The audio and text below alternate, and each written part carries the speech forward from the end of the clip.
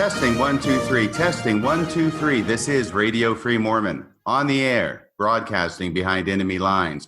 Tonight's episode, The Interview with Brian Hauglid. I am very pleased to have Professor Brian Hauglid on my show today to talk about his life, his experience, and especially his scholarship and perhaps even changing view on the Book of Abraham. How are you doing, Professor Hauglid? I am doing great, RFM. Thank you for asking. Well, I'm just so happy that you joined me on the show today. I know my audience has been looking forward to this interview very, very much, as have I. By the way, is it still completely appropriate to call you Professor Hauglid? I guess Professor Emeritus, but you can shorten it to Professor if you want. Okay. Well, I only say that because you are recently retired from Brigham Young University. Is that correct? Yes, like July 1st. Of 2020, by the way, for the record and for future generations. Today's date is July 6, 2020. So it's just been, a few days since you've officially retired. Go ahead. That's right. Yeah. Which may or may not have something to do with your willingness to come upon my show for an interview. Well, I would say that, I don't plan on saying anything that would be embarrassing to anybody in my department or anything, but I just thought it would be better to wait. So I understand completely. By the way, for those of you who are not familiar with you and your background, I want to do a brief introduction of you, and I'm going to be going off the bio for you that is still posted on the BYU Maxwell Institute webpage. Is that all right? Sure. All right. Brian M. Hauglid. By the way, I am pronouncing that correctly? Yes. Okay. Is an associate professor, was until recently now, an associate professor at Brigham Young University and a visiting fellow at the Maxwell Institute. He joined BYU's ancient scripture faculty in 1999. Brian completed his PhD at the University of Utah in Arabic and Islamic Studies in 1998. He has been a Nibley Fellow, and he received the BYU Young Scholar Award, or I should say the BYU Young Scholar Award, in 2006. He is a member of the Academic Advisory Board for Intermountain West Journal of Religious Studies. He is the former editor of the Journal of Book of Mormon Studies from 2014 to 2017 and co-editor of Studies in the Bible and Antiquity. It then goes on to say a little bit more about you and the Book of Abraham. It characterizes you as an avid researcher on the Book of Abraham. Brian is a co-general editor with John Gee for the Studies in the Book of Abraham series, which has produced 5 volumes, including Traditions About the Early Life of Abraham from 2001, Astronomy, Papyrus, and Covenant 2005, and most recently, a textual history of the Book of Abraham manuscripts and editions 2010. Of course, that does not mention your most recent book in which you were an editor of the Joseph Smith Studies Project relating to the Book of Abraham. We'll get into that as we go on with this interview. It finally says Brian's research interests include the Book of Mormon, the Book of Abraham, the New Testament, Islamic studies, interfaith dialogue, temple studies, documentary editing, Christian history and theology, and LDS church history. So that sounds like you've got quite a few interests of academic pursuit, Professor. Yes, I do. Well, I will say that my first meeting with you, of course, I've known your name just sort of peripherally, as it's been involved in some of these projects, including that Traditions About the Early Life of Abraham, which I have a copy of here on the desk in front of me. That was published in 2001. But it was not really until Bill Reel and I were doing a 3-part series on the Book of Abraham about a year and a half ago. It was at the end of 2008 and the beginning of 2019 that we put together those 3 episodes. And in the middle of those episodes, it turned out that Bill Reel was actually in contact with you and reached out to you to get your input on our episodes and to make some needed corrections. How was it that you got to know Bill Reel, if I may ask? He messaged me earlier on and just started asking me some questions. So we sort of developed a correspondence there. Well, you gave some corrections to what it was that we were saying, and we incorporated those corrections in one of those podcasts. I think it was at the beginning of the third podcast as well. Overall, what was your impression of the 3-series podcast that Bill Reel and I did on the Book of Abraham? Do we get the major points correct? I think so, yeah. As I recall, I thought as I was listening to it, it came out really well. So, yeah. Well, thank you for that. And I want to get your imprimatur of authority on that 3-series Book of Abraham podcast Bill Reel and I did. Number 1, just for self-gratification on my part. Number 2, because we're not going to cover a lot of that material. We'll touch on some of it, but I want to let the listeners know that if you want an in-depth exploration of the Book of Abraham, building it from the bottom up, please go to those 3 podcasts. We're going to assume a lot of the knowledge that is contained in those 3-part podcast series for purposes of this podcast, but we will get into some details here. So, Professor, here's the deal. You started as a professor of ancient scripture at BYU in 1999. That's a little over 21 years at BYU that you were a professor in that post. Is that right? That's right. And what were your duties as a professor of ancient scripture? I was given a teaching load. Ancient scripture teaches Book of Mormon, Bible, mostly, and the Pearl of Great Price, of course. So all that is sort of framed within antiquity. Yes. Is it fair to say that basically your main job was to teach the institute level courses to the students at BYU on those subjects? Yeah, that's fair to say, I think. Same age group there. And at some point you got involved with FARMS, or the Foundation for Ancient Research in Mormon Studies. Is that right? That's correct. Can you explain how that happened? Sure. Yeah, this is back in the very early 90s. My first publication was in 92 or 90. No, I think it was in 94. Temples in the Ancient World, that book. There was a conference on the temple and antiquity, and back in that early period.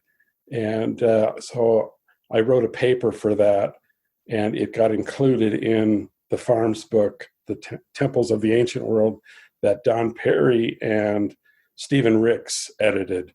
And so that was my very first publication, and it was a FARMS publication.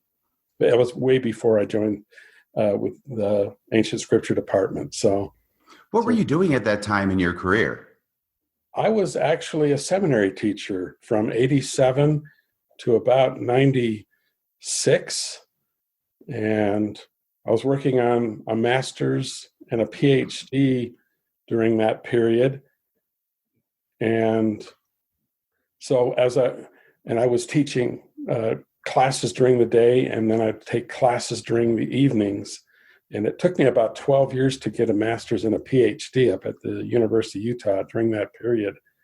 And then after that, after 96,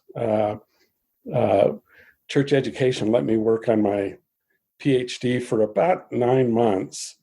And then I went over to the University of Utah Institute and taught there until I went to BYU in 98 and taught there for a year, and then was hired in 99.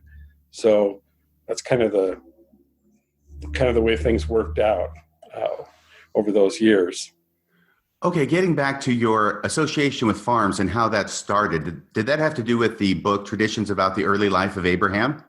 Yeah, that came along a little bit later in 96 when I received a call from John Twetness, and they knew I'd been working on, they meaning John, the two Johns, John Twetness and John Gee, who were the I guess the lead editors for that book, Traditions in the Book of Abraham. And I received a call and asked if I could do some work on some of the Arabic sources that they had found. And so I said, sure, yeah, that'd be great. And I was still working on my PhD. I got that in 98, so it was before receiving it. But I spent time going over some of the sources, and I did enough of them that they invited me to be part of three editors instead of two, where I was responsible for all of the Arabic and Islamic materials. And that began in 96. Of course, the book wasn't published till 2001, I think. Yes. And so that's kind of how all that started. I'm just up at the library in 96, and I get a call from John Twetness, and we started talking, and then that was kind of the beginning of my closer association with farms, I guess. Even though I was on an editorial board from about 92 up to that point with Stephen Ricks on the Journal Book of Mormon Studies, the very first editor, and so I had already had some contact with him, and of course I was reviewing papers for him and doing some things there, but really the whole thing really began with John Twetness and John Gee. Well, it's a fascinating connection to me, mainly because that means that you were on the editorial board of the Journal of Book of Mormon Studies at the time that I submitted and had accepted for publication 2 papers back in the early 90s. Yeah, that would have been, I don't think I reviewed your papers, but yeah, I was on the board then. You probably reviewed the 3rd paper that I submitted because that one was rejected.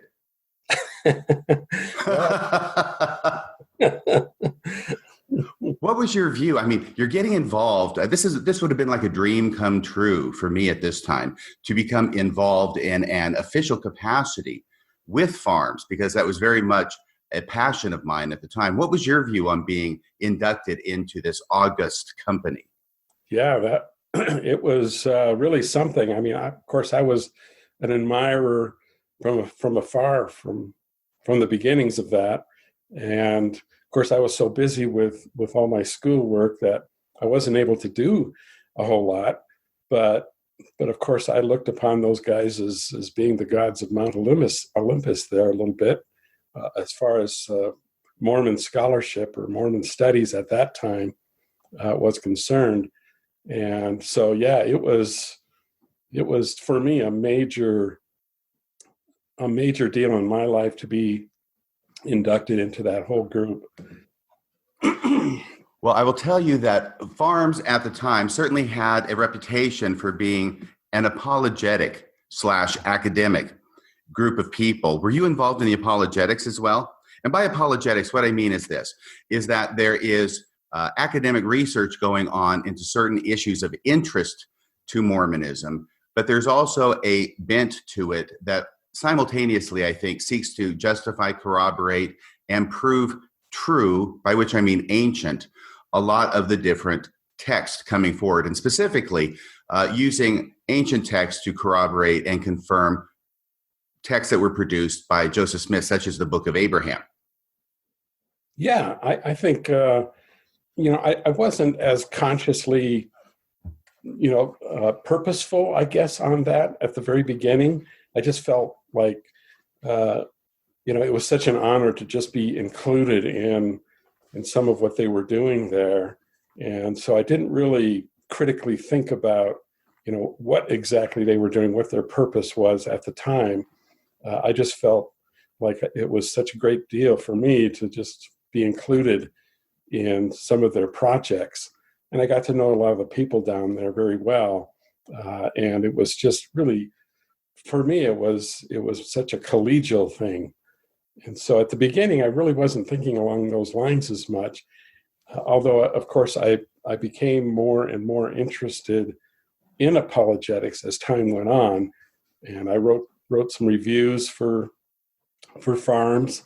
And I some of the work that I was producing, especially the traditions book, I knew as we were going along, it was becoming very clear to me that it was along these apologetic lines where these ancient texts were used to corroborate Joseph Smith's mission as a prophet.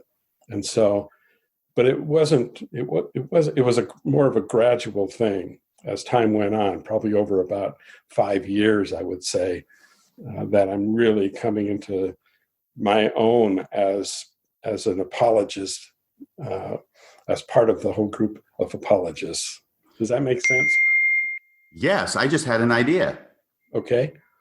That was a sound effect for my idea. I'm not sure. I think that was on your end, not my end. Yeah. But anyway, sorry. no, that's okay.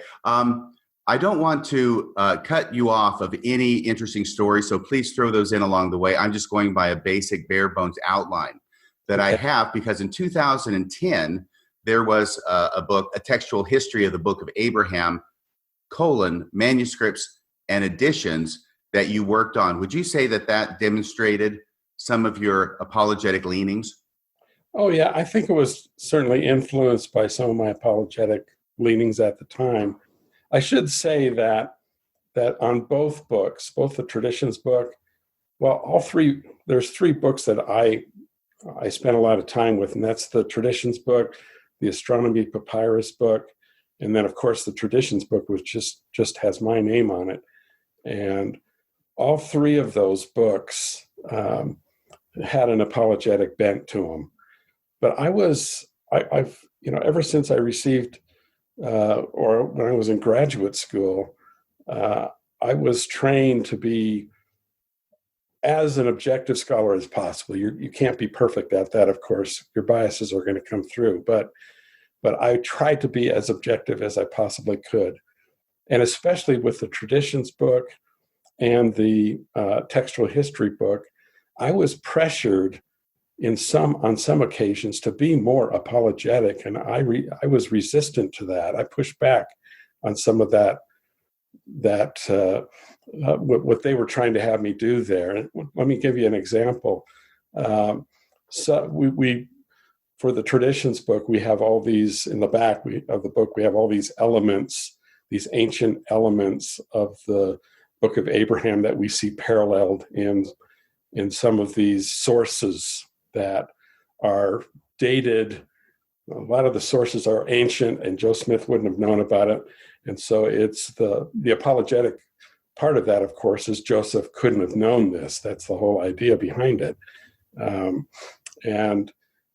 And these elements, I think there's about 40 of them or something, these ancient elements, like Abraham being sacrificed, or there's priesthood things. There's, I don't have the book in front of me, but just a list of these elements that we felt were present in these texts, but Joseph Smith couldn't have known about them. He couldn't have known about these texts. And some there were on occasion some elements that were in there that I felt were super weak. And I'm sorry, but I can't remember them all anymore, because it's a long time ago, almost 20 years ago. Well, it is 20 years ago that they were, both the Johns were kind of asking to put in some of these, and I just resisted that.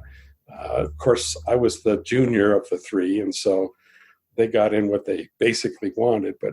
But I noticed at that time, even in the early 2000s, that, or late 1990s, I guess I should say, that I'm kind of rubbing up against some of that apologetic spirit there. And when I put out my book, the textual history book, there was quite a bit of pushback on that. Now, on that one, John Twetness didn't have anything to do with that. But of course, John Gee was a reviewer, since he was the series editor. And of course, John was trying to get me to be much more apologetic. He wanted me to go more of the Skousen route on the... When you say Skousen, do you mean Royal or Cleon? I mean Royal Skousen on his critical edition of the Book of Mormon. And I had concerns about Royal's approach, and so I didn't really want to do that. I wanted to I guess I wanted to simplify things a little bit more and try to reach a bigger audience than Royal was trying to reach. But I wanted it to be based on really good, solid work, of course. And so John was not really happy with that book all the way through. But I was pretty insistent by that point that I this is the way I want to do it. This is my book. And so he sort of let things go there, but which I credit him on, of course, that he could have put the kibosh on that if he wanted to. probably at the time, but I'm glad he didn't. And so that book there represents mostly, well, primarily me, of course, and how I felt, how I was looking at the Book of Mormon at that time. I hope that makes sense. Oh, it does. But you say something there that piques my interest, which is that you were interested in solid objective scholarship, but you got pushback from John Gee in your effort to do so. Yeah. Both Johns were a lot more pure apologists than I was. And I just noticed that as time went on. Like I said, in the later 90s, I was starting to feel like, I was being pushed a little bit to stretch things here or there. And I just didn't feel comfortable with that at all. Do you remember any examples of what it was that you were asked to stretch here or there? Like I say, this is like 20 something years ago now. I just, if you go to the book, if we were to page through the book and some of the, what we would call, these ancient elements that show up in the Book of Abraham, I think I could probably point out. I didn't think that the priesthood ones were close at all. Some of the priesthood stuff that they were putting in the book. And there was, again, that's just off the top of my head there. So I wish I could tell you more, RFM, but I can't think of anything right off the top of my head other than that I was concerned about what they were thinking was priesthood language in some of these ancient sources, and I felt like that just wasn't there at all. Right, and they wanted to connect that, I presume, with Abraham chapter 1, where he talks extensively about the priesthood and seeking for the right that belonged to his fathers. Yes, that's exactly right. And therefore, they wanted to go into ancient texts and find priesthood there. In other words, these ancient texts, these traditions about the early life of Abraham that were assembled in this volume, and make connections to priesthood in those ancient texts to corroborate the Book of Abraham, where in situations, or at least some situations, you felt that really the connection was weak. Yeah, absolutely. And there were a number of those on some of the smaller points that they were making. But priesthood was kind of a big one in my mind because that's a huge doctrine. That's a huge part of the church. And you're almost trying to say, well, here's the church back in this antiquity, at least fragments of it, something like that. And so, but again, I just did not feel like there was anything there to do that. And so, well, we're going to get into some specifics here as we go along, but I do want to say this, okay, because we're going to frame this discussion that you and I are going to have tonight around a Facebook post that you made back in November of 2018. I think you know what I'm talking about. I do, yes. Because you kind of set the Book of Abraham Studies world on its head with this post, which came out of the blue, maybe not to you, but certainly to me and to a lot of other people. This was on Dan Vogel's Facebook page, I believe. Right, yeah. And if I understand this correctly, Dan Vogel, of course, has been issuing a number of very scholarly videos about the Book of Abraham. There are 6 or 7 of them that I'm aware of. And in one of those videos, he had quoted from your 2010 book. And he had mentioned something about how the evidence, as he saw it, at least as Dan Vogel saw it, was in contradiction to that position that you held back in 2010. Is that right? That's correct, yes. And this had a lot to do with the missing Abraham manuscript, which you're going to get into tonight. And out of nowhere, you wanted to correct the record for Dan Vogel, also for his listeners and the people who read his Facebook page with the following, and I'm going to read this now. You ready? Yes. This is Brian Hauglid on Dan Vogel's Facebook page, November of 2018, correcting the record about Brian Hauglid, your position from 2010 and how that had changed in the intervening 8 years. Here we go. For the record, I no longer hold the views that have been quoted from my 2010 book in these videos, the Dan Vogel videos. I have moved on from my days as an outrageous, and that's in quotation marks, I have moved on from my days as an outrageous apologist. By the way, I'm going to break into your quote here. What did you mean by outrageous, and what did you mean by putting it in quotation marks? Well, I think the word outrageous was used by Dan in his in his video, if I recall. Oh, that And makes sense then why you would put it in quotation marks. yeah, and so I'm just quoting Dan there on that point. Okay, that makes sense. I'll go on reading your comment. In fact, I'm no longer interested or involved in apologetics in any way. I wholeheartedly agree with Dan, that would be Dan Vogel's, excellent assessment of the Abraham Egyptian documents in these videos. I now reject a missing Abraham manuscript. That's an important statement that you make there. We'll come back to that. I agree, this is you, I agree that 2 of the Abraham manuscripts were simultaneously dictated. I agree that the Egyptian papers were used to produce the book of Abraham. I agree that only Abraham 1 verse 1 through 2 verse 18, that would be the first portion of the book of Abraham from the very beginning to chapter 2 verse 18. I agree that only that section were produced in 1835, and that the balance of the book of Abraham, chapter 2 verse 19 through 521, were produced in Nauvoo. And on, you say. I no longer agree with Guy, that would be John Guy, or Muhlestein, which would be Kerry Muhlestein. I find their apologetic scholarship, and you put scholarship in quotation marks, I find their apologetic scholarship on the book of Abraham abhorrent. Okay, I got to stop there and ask you about that sentence. First off, why did you put scholarship in quotation marks there where you say, I find their apologetic scholarship on the book of Abraham abhorrent? And what did you mean by calling it abhorrent?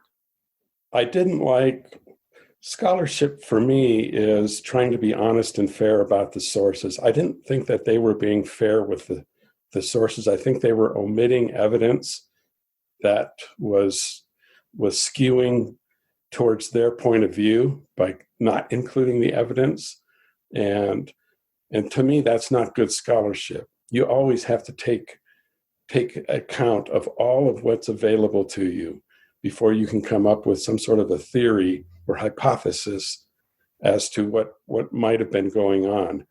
And they were not doing that. They were avoiding evidence.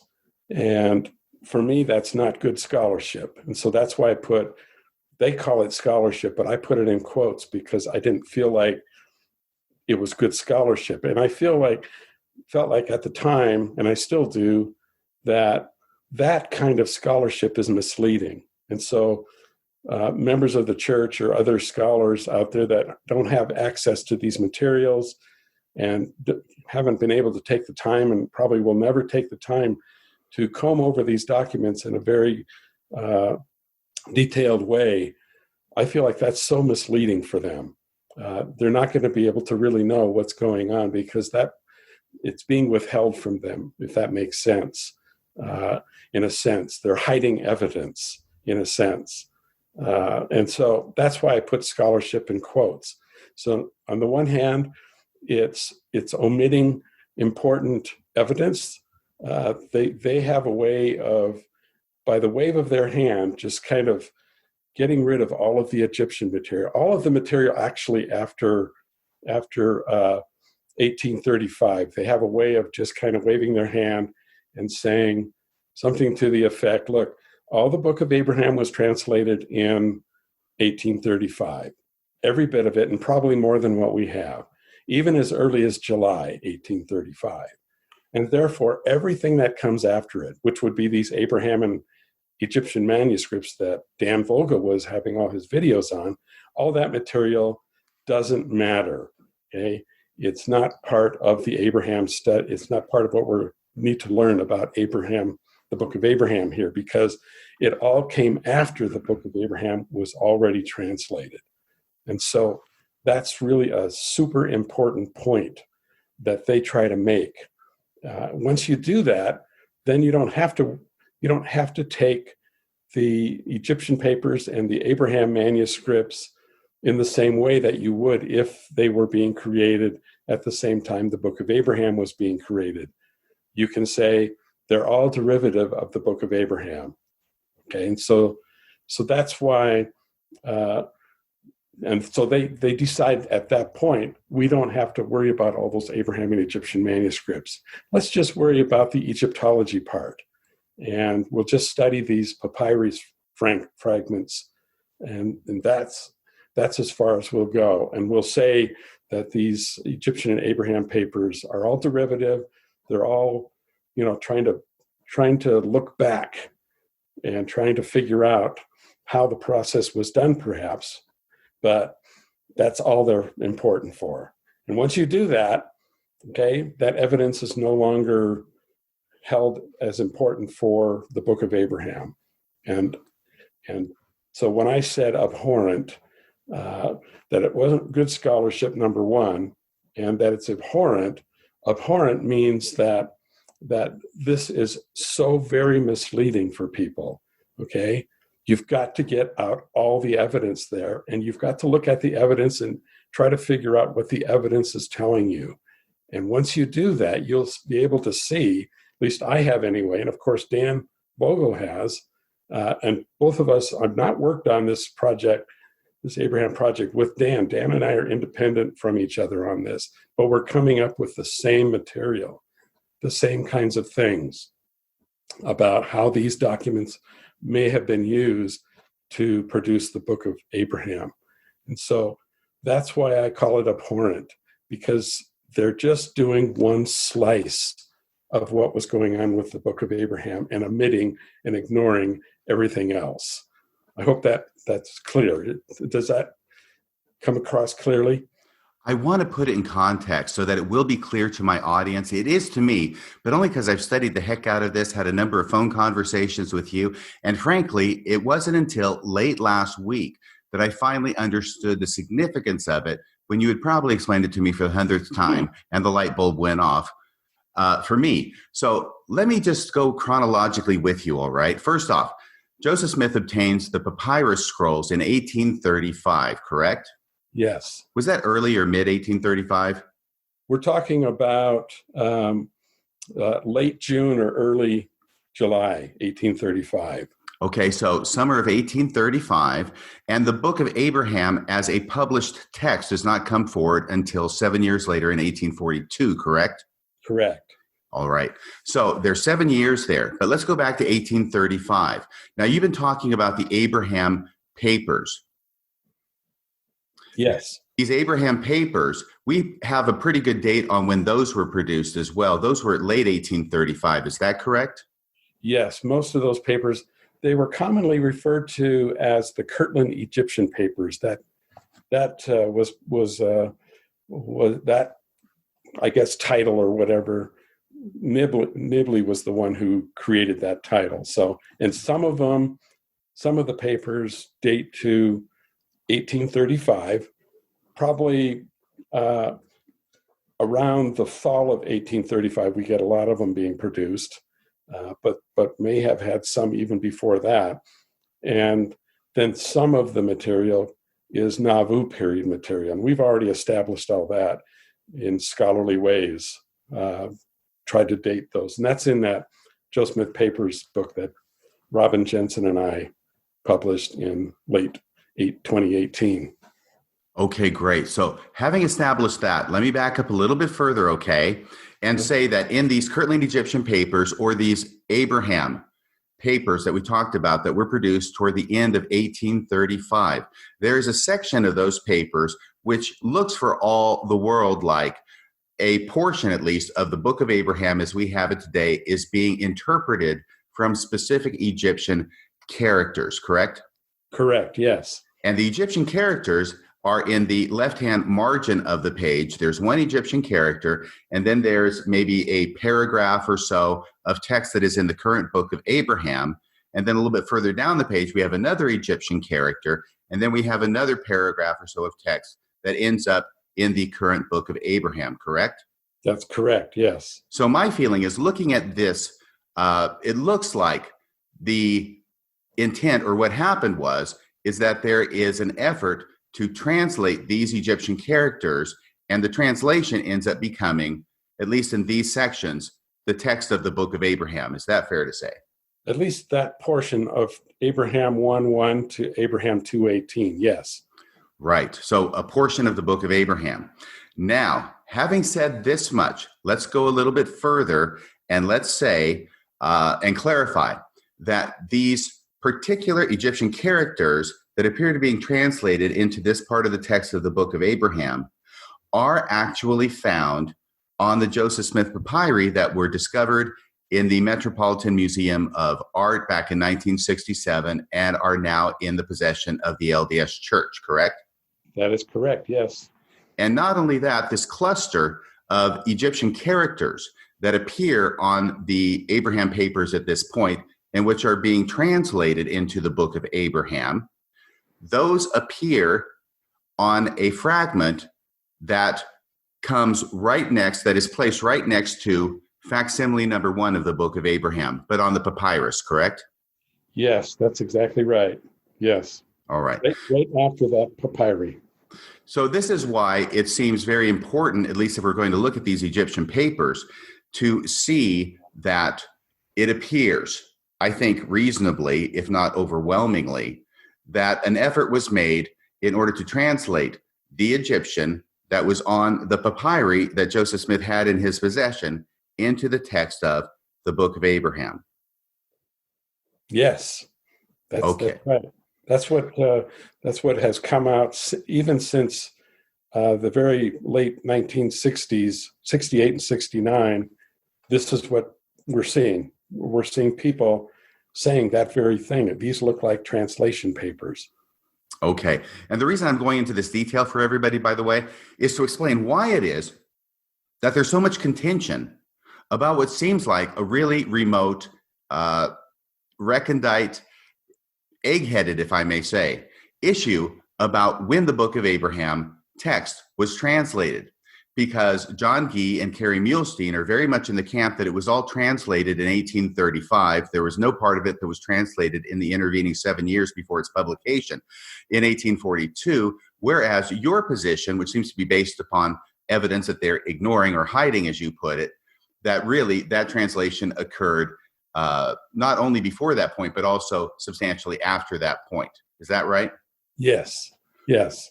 Okay, now having said all that, by the way, I have to throw in the fact that the text of the book of Abraham itself seems to support this theory, because the book of Abraham, chapter 1, verses 14 through 16, I believe it is, or it's 12 through 14. No, it's 12 through 14, refers the reader back to the drawing or the figure at the commencement of this record.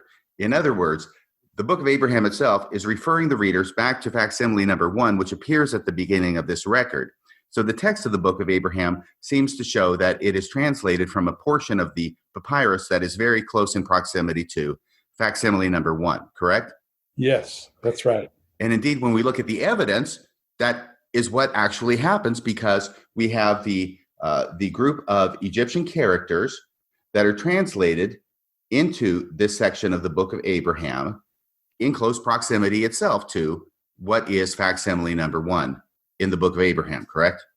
Yes. So you have both it's describing a physical distance there. It's describing it in a physical way that this material that's coming from the book of Abraham comes right after the facsimile 1 illustration. Yes.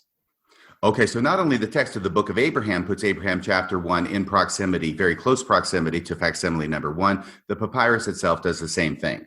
That's exactly right. Yes. Now, this all becomes very important because if you actually look at these characters, if Egyptologists today, including, by the way, John Gee and Kerry Muhlestein, look at these characters on the Egyptian papers that appear to be translated into the book of Abraham, they can read those now, whereas Joseph Smith and really pretty much nobody in his time could read them. But they can read them now, and they know that they have no relationship whatsoever to the text of the book of Abraham. All would agree with that point, yes. Okay. And in fact, this small cluster of characters doesn't end up being pages and paragraphs of text. Really, it's probably just a couple of words. Yes, that's exactly right. Okay. So having said all of that, now we come to the missing papyrus theory. Because here's the deal. The Book of Abraham has been presented by Joseph Smith, as well as his associates, as well as the church for 100 years, over 100 years, as being Joseph Smith's translation of these papyrus, that he was given the gift and power of God in order to translate what was on this papyrus, what was written on this papyrus in Egyptian into English, and that is the Book of Abraham. Therefore, the Book of Abraham should appear on this papyrus, except in Egyptian, right? And if an Egyptologist reads the papyrus, they should be translating it into the Book of Abraham.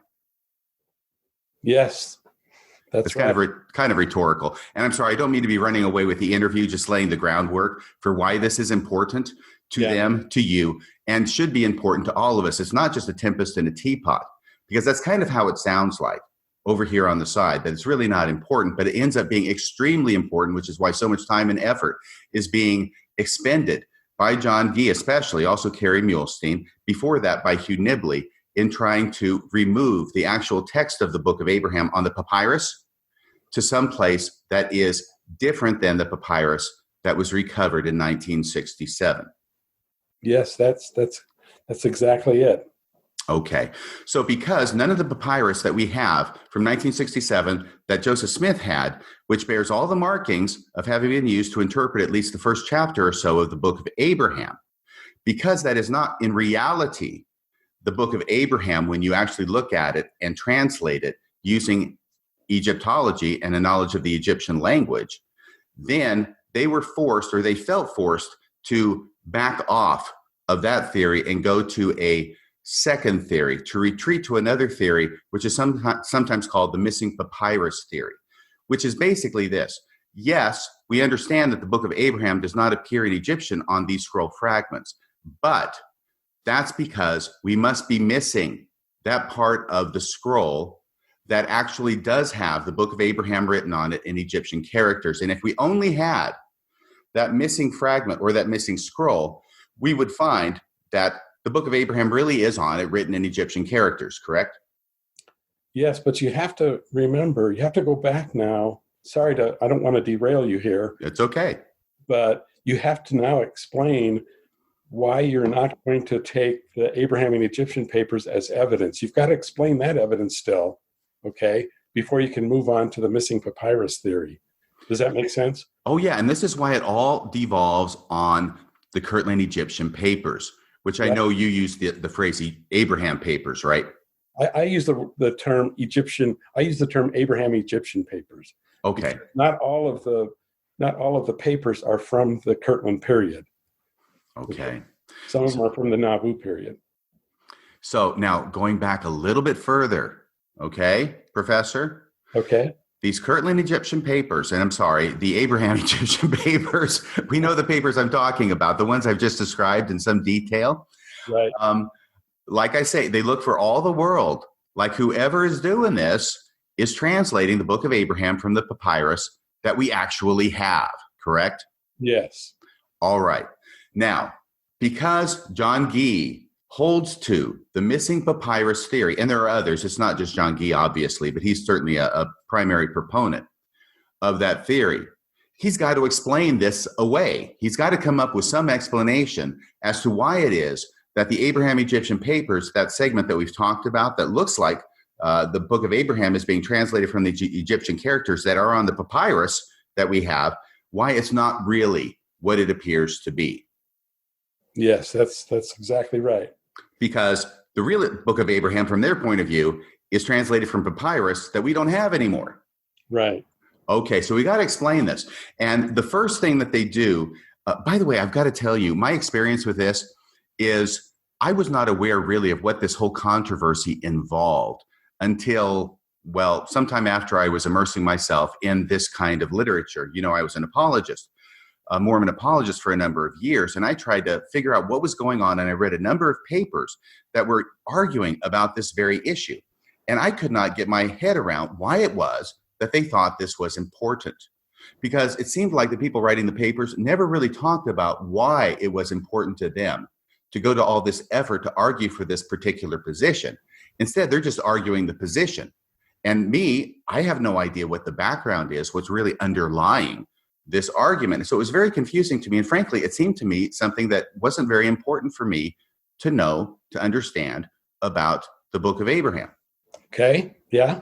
Okay.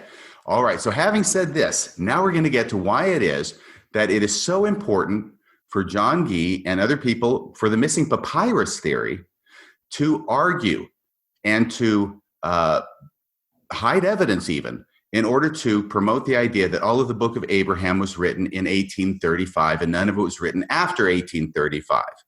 And this is the part that you finally explained to me at the end of last week where all of a sudden it clicked. Here's the reason, okay? Obviously, in these Egyptian Abraham papers or Abraham Egyptian papers, it looks like the Book of Abraham is being translated from these characters. From John Gee's point of view, that cannot be the case. I think we've already described why that is, because the Book of Abraham is translated from characters that are not on the papyri. It's from a missing portion of papyri. But there's obviously got to be some relationship between these characters and the translation, what appears to be the translation, next to them in the Abraham Egyptian papers. So instead of taking it at what appears to be the straightforward meaning is that the text of the Book of Abraham is translated from these characters, instead, they come up with a different theory for why it is that these papers are structured in this way. And can you tell us what their theory is on that? Sure. Yeah. And this goes back to Hugh Nibley. He wrote an article that was published in BYU Studies and republished later by Farms. It was the purpose and meaning of the Kirtland Egyptian papers. And in that article, he puts forth the argument that the scribes that Joseph Smith employed in the translation of the Book of Abraham, once the Book of Abraham was fully translated, of course. Let me underscore that, okay, just for right now. I don't mean to interrupt. You keep your train of thought. Okay, the argument is that once the Book of Abraham text was fully transcribed or revealed by revelation, then what? Then the scribes took it upon themselves as independent thinkers, and Nibley takes great pains to show how independent they were in their thinking. They themselves organized a project that would work to reverse engineer the translation process that already had taken place. And so they are the ones that went through and created these papers and put the characters in the left margin and the Abraham text to the right of the character. They were the ones that created these papers, and the three main ones, because we have the three separate documents that are very similar coming out of that 1835 period by Warren Parrish, Frederick G. Williams, and W.W. Phelps. They were the ones, according to Nibley, that created these papers by their reverse engineering. So they did this project, I guess. Nibley's trying to understand these papers in such a way that he also can conclude that the actual Book of Abraham was on other papyrus, okay, that's no longer around. Okay, so he's trying to deal with that. And so that's why he's thinking, look, these guys, these scribes, they were very powerful thinkers. They had their own opinions, their own way of doing things. And it looks to me, Nibley would say, that these papers, especially the Abraham ones that you had mentioned with the characters in the margin, it looks like they were the ones that did that.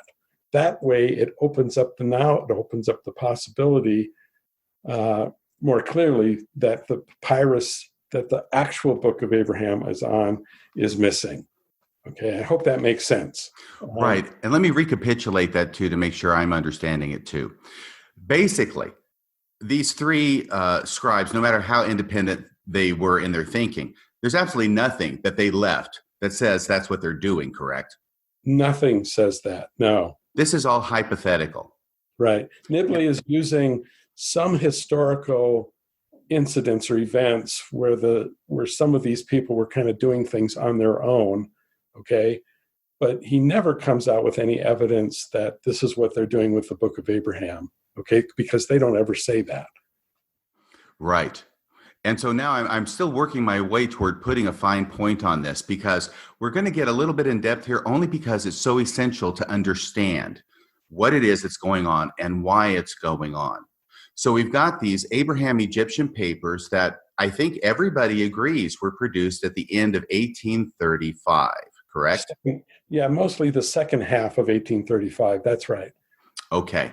So in order for that, first off, the argument is made that this was something that was done by Joseph Smith's scribes. They were trying to reverse engineer the Book of Abraham. They're writing down the text of the Book of Abraham first on these papers, and then somehow, for some reason, these scribes are trying to figure out which characters in the papyri represent this portion of the text of the Book of Abraham, and then they put the character in the margin, correct?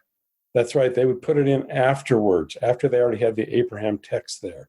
And John tried to show this in his first edition of a little book pamphlet that he put out, Joseph Smith and Egyptian papyri. I can't remember the exact title right off the top of my head right now. I should. I've read it 100 times, but he has pictures in there where he tries to show that the ink of the characters is more recent than the ink of the Book of Abraham material that's in there.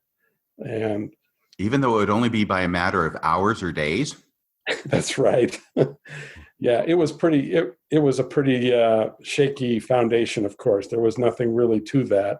And I don't think he's really stuck with that. Maybe he has, I don't know.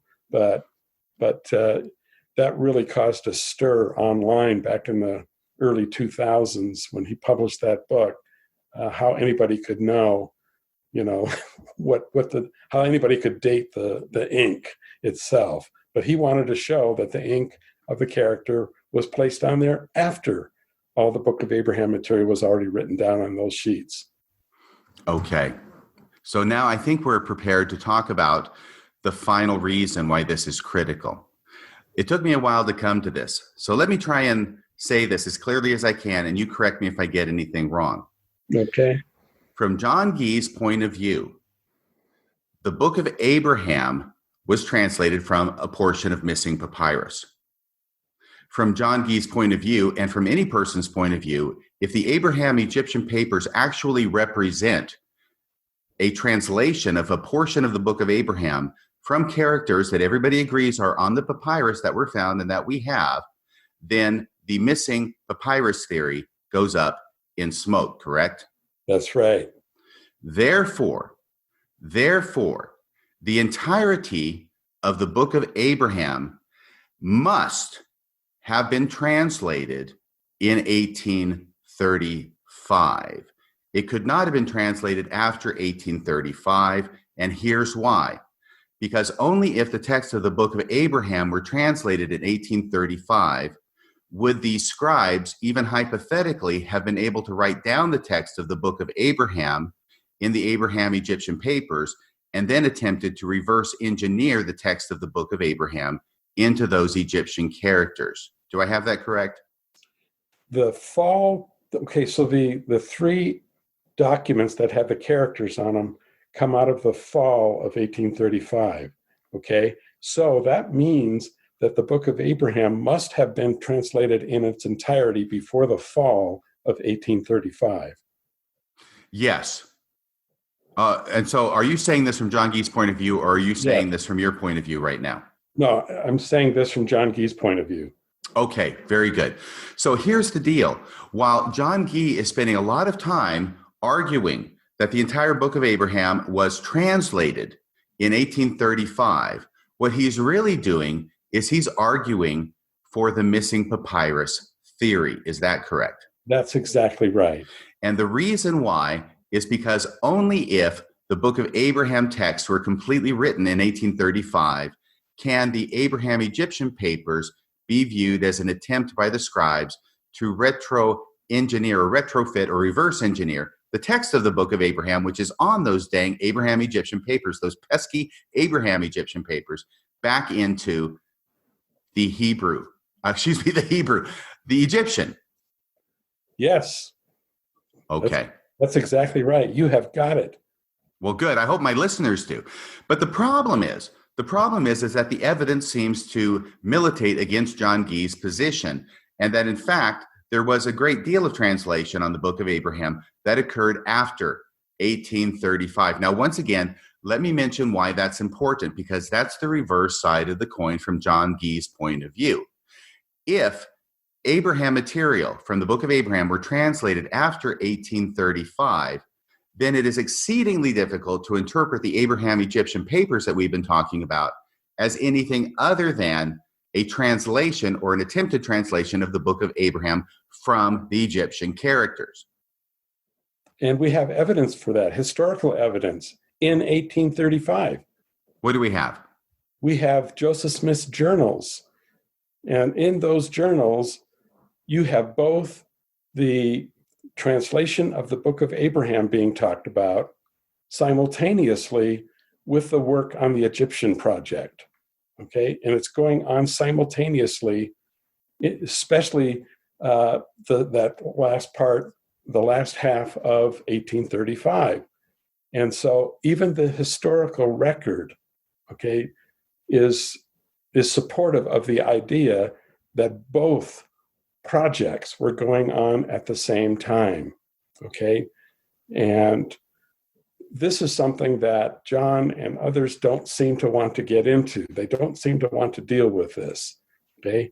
And so I've written extensively about it, okay, that I see two things going on there simultaneously.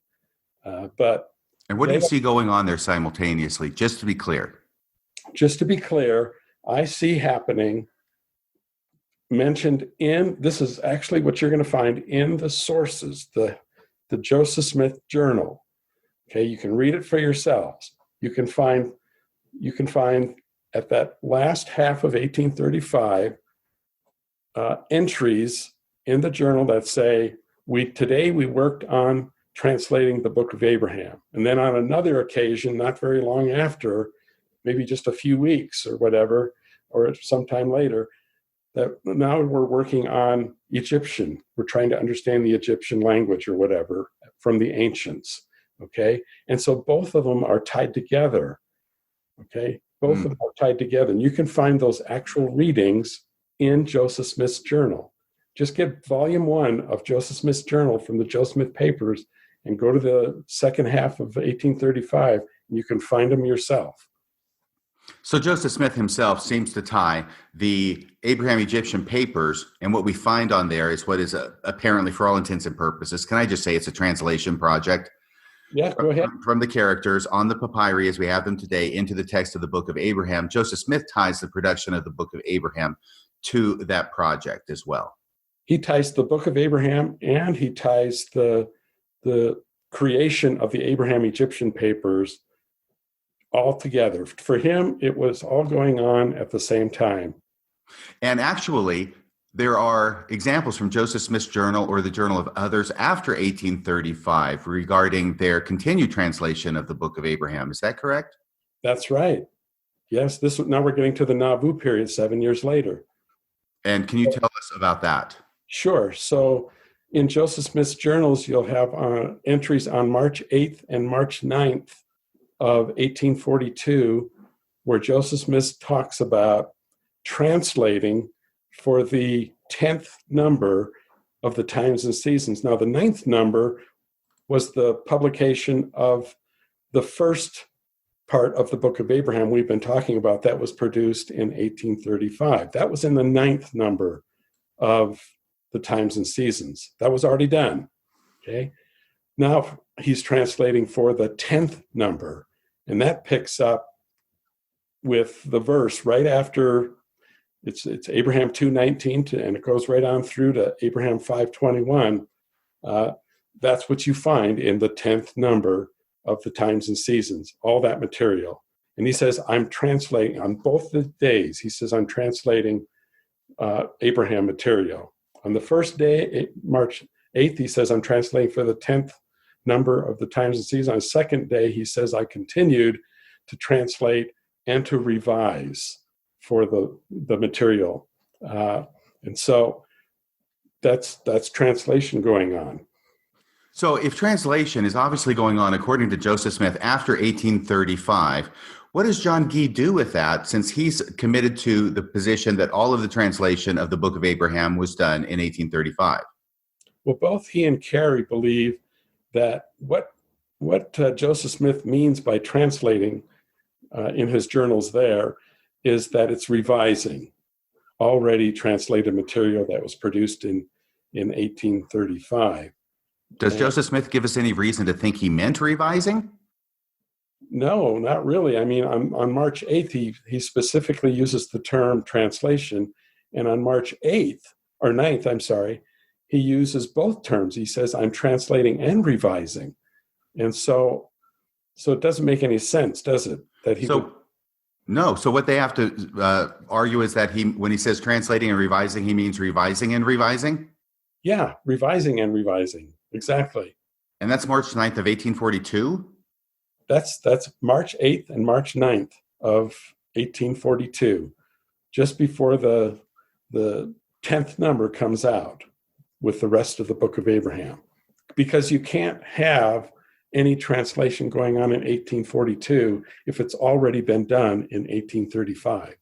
And it all has to be done in 1835 in order for the missing papyrus theory to hold water. That's exactly right.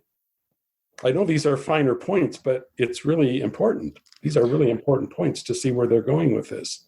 No, it is very important. I'm not going to repeat it again here. Sometimes it's harder to get, but I would encourage any listeners who haven't quite had that light bulb go off, because believe me, it'll go off, just to go back and replay the last 10, 15, 20 minutes of this interview. It will click for you, I guarantee. But so having said that much, it's also so important to John Gee because to argue for the missing papyrus theory that he's even gone into the area of mathematics and scroll measurements. Yes. Now, I understand that having read or listened to Robert Rittner, a world-renowned Egyptologist and John Gee's former professor and mentor at Yale, when he looks at the Joseph Smith papyri, when Robert Rittner looks at the Joseph Smith papyri, he says, these are common funerary texts, and there is no reason to think that this text that we have would extend more than maybe a couple more lines before it was done. But that, of course, is anathema to John Gee, because he has to say, no, there's a huge length left, because there has to be enough room for the actual Book of Abraham to be on a missing part of the papyrus, right? That's exactly right. So John Gee himself had some sort of formula where, and this gets again into finer points, but how many times the scroll was rolled, and to mathematically figure out if you were to unroll the scroll, how long it would be. And I think John had something like 40 feet or something. And then later on, Andrew Cook, I think it is, and Christopher Smith put out an article in Dialogue that showed where John was wrong in his formula, and they had it calculated to be just a matter of centimeters beyond where it is right now. Mm-hmm. And so you're right. Yeah. And John hasn't pushed that 40-foot theory for a long time since then. So, well, it's just so helpful to me to understand why it is that John Gee, of all people, is writing a paper about scroll windings and measurements. But the reason why is because he's still trying to promote his missing papyrus theory. That's exactly right. It's a form of reductionism we're seeing here. John is looking through the lens of missing papyrus and interpreting all the evidence to fit that theory. I understand. It's a temptation that we all have to try and resist. Yes, we do. And of course, the problem is, and now I know I'm really putting a super fine point on it, the problem is that if the Book of Abraham as we have it today came from the papyri as we have them today, then there's a huge problem, because there's no relationship between the text of the Book of Abraham and the papyri. In fact, the name Abraham doesn't even appear on any of the papyri, correct? Not on any of the papyri that we currently have in church archives. No, nothing. Right. That's why we've got to extend it so we can make more there to have room for the Book of Abraham. Got it. Let me ask you this, because there are some people, obviously not John Gee, obviously not Kerry Muhlestein, but other people who try and come up with a catalyst theory for the production of the Book of Abraham. They concede the fact that really what we have here in the papyrus is the source for the translation of the Book of Abraham, but they try and do a catalyst theory, which means that the papyrus itself was the catalyst for Joseph Smith to receive a legitimate revelation from God. Joseph Smith may have been thinking, he may have been presenting that he was doing this by translating the Egyptian into English, but actually he wasn't translating the Egyptian into English. We're forced to that position because we know that's the case now.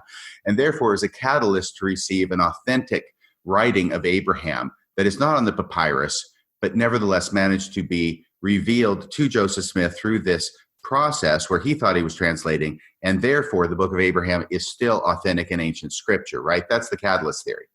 Well, the catalyst theory only works if you have it before these papers, of course. So it's another support for the missing papyrus theory in a way. Well, it's not really support for the missing papyrus theory. That's true, because it kind of circumvents that. But the only problem with that, well, not the only problem, but I was going to say there's only one problem with the catalyst theory. Well, a big problem with the catalyst theory is that we have enough evidence that Joseph Smith himself thought that the Book of Abraham was on the papyri, that it makes the catalyst theory weaker, in my view. So if he's thinking that the Book of Abraham is on the papyrus, you have a couple of choices there. Either God isn't letting him know that it's not really on the papyrus and that it is the catalyst, that this was a whole catalyst thing, or Joseph Smith is thinking that it's on the book or on the papyrus, and it's not just a catalytic thing. It's that he's working it out, okay, through his mind. You know that one scripture in D&C 9. Study it out. Yeah, study it out in your mind, and then I will tell you if it is right. Okay, so the catalyst theory wouldn't really work for that if Joe Smith is studying it out with all these papers and then putting the Book of Abraham together. And so the catalyst theory it's got problems there. If you just say purely that it's a catalyst thing, you've still got to explain, well, what's going on with all this other stuff, right? Oh, absolutely. Absolutely. And by the way, I'm just going to segue here into another area, because it has become very common among Mormon Egyptologists, or Egyptologist apologists, as I like to call them, to now divert attention of the reader and of the member away from the method that Joseph Smith used to produce the Book of Abraham to the text of the Book of Abraham itself. I was looking at Michael Rhodes give a presentation, I think it was a Fair Mormon presentation, where he's talking about how that doesn't make any difference. None of this Egyptian paper stuff makes any difference. The only thing that makes any difference is the actual text of the Book of Abraham, not how we get it, and not how it was produced, but how it relates to other ancient texts and stories about the Book of Abraham, or about Abraham himself. Yes, that's right. Yeah, I remember one time going into Mike's office. This is years and years ago. And when I was beginning to really get into these Abraham Egyptian papers, and at that time we were talking Kirtland Egyptian papers, and I just said, well, what do you think about all this, Mike? And he said, it's just all gobbledygosh. There's nothing there. He could recognize as an Egyptologist himself that it wasn't Egyptology, of course. It was just nothing to do with Egyptian. And so he just sort of decided that it was just the musings of the scribes and others about what was going on with the Book of Abraham. I think he didn't really have a missing papyrus. He didn't really talk about that at that little moment that we met. Maybe he would have if we would have spent more time together. But I remember him, in no uncertain terms, just relegating all of the Abraham Egyptian papers to a point of no importance on what we need to do with the Book of Abraham. Okay, that these are not don't worry about those papers. Okay? It basically is what he was saying. Pay no attention to those papers behind the curtain. That's exactly right. Well, and that speaks to the point of reference that a person's coming to these papers from. Because if you are committed to the idea that this is a revelation, that this is actual scripture being revealed, then, yeah, the Abraham-Egyptian papers look like a lot of, what do you say, a gobbledygook or goobledygosh? Something like that, yeah. No, they don't make any sense. But as soon as you change your frame of reference and are willing to look at them for what they appear for all intents and purposes to be, it looks like they're translating the book of Abraham from some of the characters that are found on the papyri.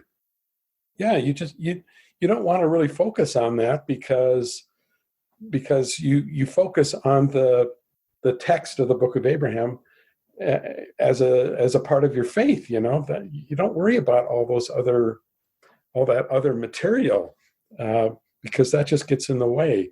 You want to know that the book of Abraham is the word of God. And so it's much like the book of Abraham, the Book of Mormon, where you have a spiritual impression that it's from God. Okay. Don't worry about all this other material. And I get where that's coming from. Where's that coming from? That's coming from a point of faith. Okay. You accept the book of Abraham on faith. And then, you don't have to worry about all this other stuff if that's how you accept the book of Abraham. A lot of people are that way in the church, right? They don't look at the origins of the Book of Mormon or the Book of Abraham. Okay, they read those texts and they feel like they're getting a spiritual confirmation that they are what the church says they are. Absolutely. And yet they can't leave it alone. It's like, they say about members of the church who leave, they can leave the church, but they can't leave it alone.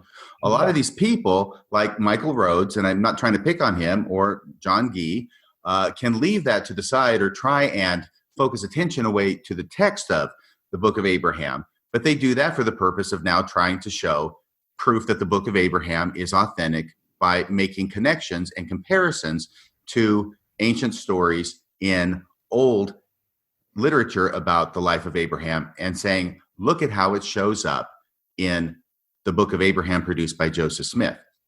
Yes, that's exactly right.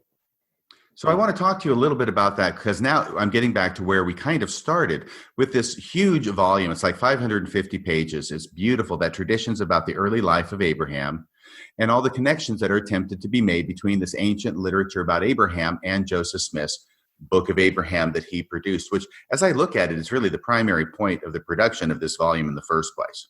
Yes, that's right.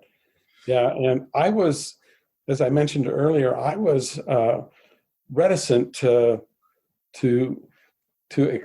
be too apologetic with that text because trying to tie the Book of Abraham into ancient text like that is really it's a dicey kind of thing to do because trying to make connections between traditions and find these parallels. And by the way, this book kind of comes out of a period of trying to find lots of parallels between the Book of Mormon or between the Book of Abraham and the ancient world, going all the way back to Nibley. And of course, the risk is that you're going to get into what's called parallelomania, okay, where you're just seeing parallels everywhere. But you're not able to tie them together historically, because you can't tie the text together, okay? And so you're taking texts from all these different time periods in antiquity, different civilizations, and then you're saying, look, it shows this particular point of the Book of Abraham or whatever, but you're not actually going through and showing how this text could have been related to that text. Does that make sense? Oh, absolutely it does. And I'll just say very briefly, one of the main, I say it briefly because I went over it in detail in the prior podcast, one of the main connections has to do with the oft-repeated story in ancient literature about Abraham of the fact that he was attempted to be sacrificed because he destroyed the idols of his father. Right. So the first thing is that is attempted to be made as a parallel to Abraham chapter 1, where he's attempted to be sacrificed because apparently he's getting in the way of the idolatrous practices that are going on in that book. Now, there's a couple of problems. First off, that's amazing if you see that much and if you go no further. The first problem is that the stories in the ancient Abrahamic tradition have to do with Abraham being attempted to be sacrificed by fire by the Babylonians. Yes. The book of Abraham, on the other hand, has Abraham attempting to be sacrificed by the Egyptian priest, who for some reason or other, which is not apparently supported historically either, is alive and well and has a lot of influence in Ur of the Chaldees. In other words, in Babylonia. Yeah. So, and that's by a knife, not by fire. Right. Now, it might be somewhat impressive if those stories, the ancient stories about the attempted sacrifice of Abraham by throwing him into a fiery furnace, were only in sources that were not available to Joseph Smith, but we find out that actually they were in sources that were available to Joseph Smith as well. That's right.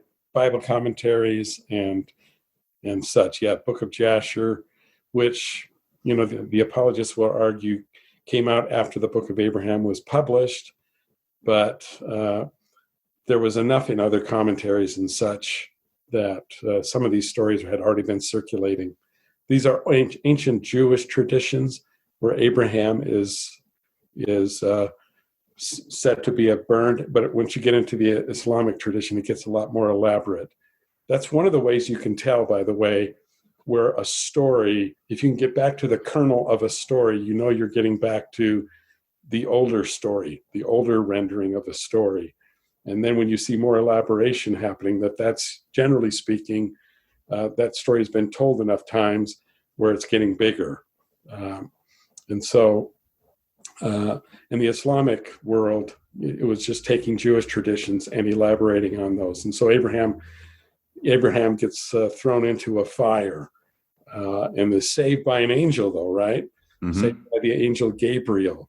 And because he's not burned at all, of course, when he's thrown in the fire, and some of the stories say he's just sitting there in the fire with Gabriel having a nice cup of tea, you know, having a conversation.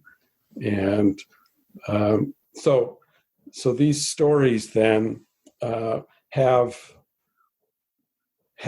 their own context, okay, apart from the Book of Abraham. So you're not going to get the same exact context, which kind of bothered me when we were putting these traditions together, okay? We're just taking the general concept of sacrifice, okay?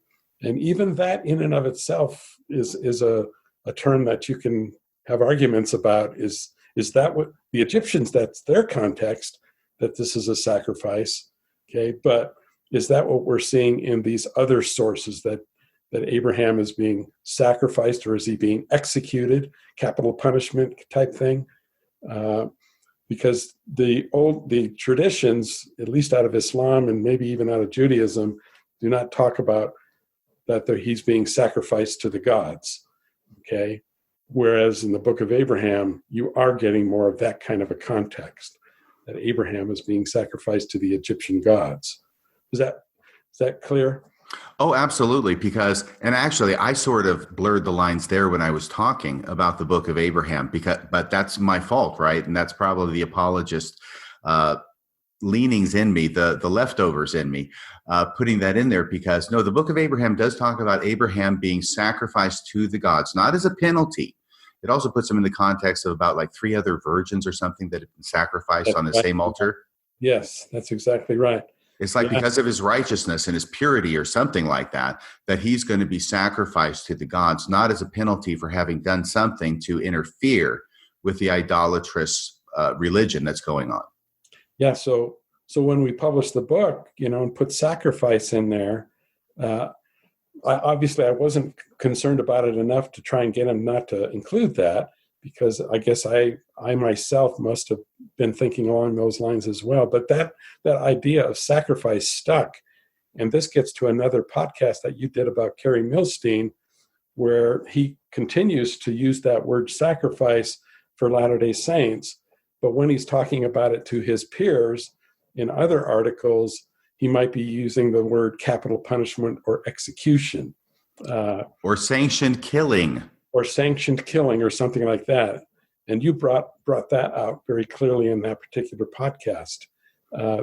So it's a term. Sacrifice is only used for one purpose in this situation, and that is that it ties it into the Book of Abraham. Can you tell us a little bit about the plains of Olishem in the Book of Abraham? Yeah. So that word, according to John, this was published in the Journal of Book of Mormon and other restoration scripture. I actually had the name changed back to its original, which was Journal of Book of Mormon Studies. But before I became the editor, John tried to get in a couple articles, and he did. One was on Olishem, that word that you find in the Book of Abraham.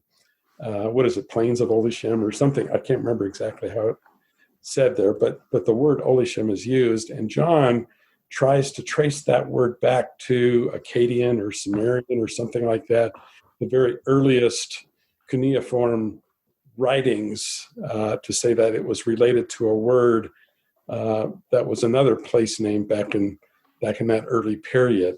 And I contacted a Sumeriologist, Akkadianologist, or whatever, a Latter-day Saint in London. Well, it wasn't. He doesn't live in London, but he lives in England, I should say. And I asked him, "What do you think about?" I had him read the article, and what do you think about that? And he said, "It's thin gruel," meaning that this is really a stretch. He didn't see the connections as strongly as John did. That it was more of a artificial kind of connection that John was making to try to prove a point that we've got the Book of Abraham again tied to the ancient world. But he called it thin gruel. Thin gruel indeed. Well, Olishem, I think the argument runs that Olishem, as it appears in the Book of Abraham, is sort of like a word in a different language than Egyptian or even Hebrew, in a part of the world where it really doesn't belong anyway. Exactly, yeah. So it's out of context, not only in location, but also in language. And even then, it sort of resembles the same word.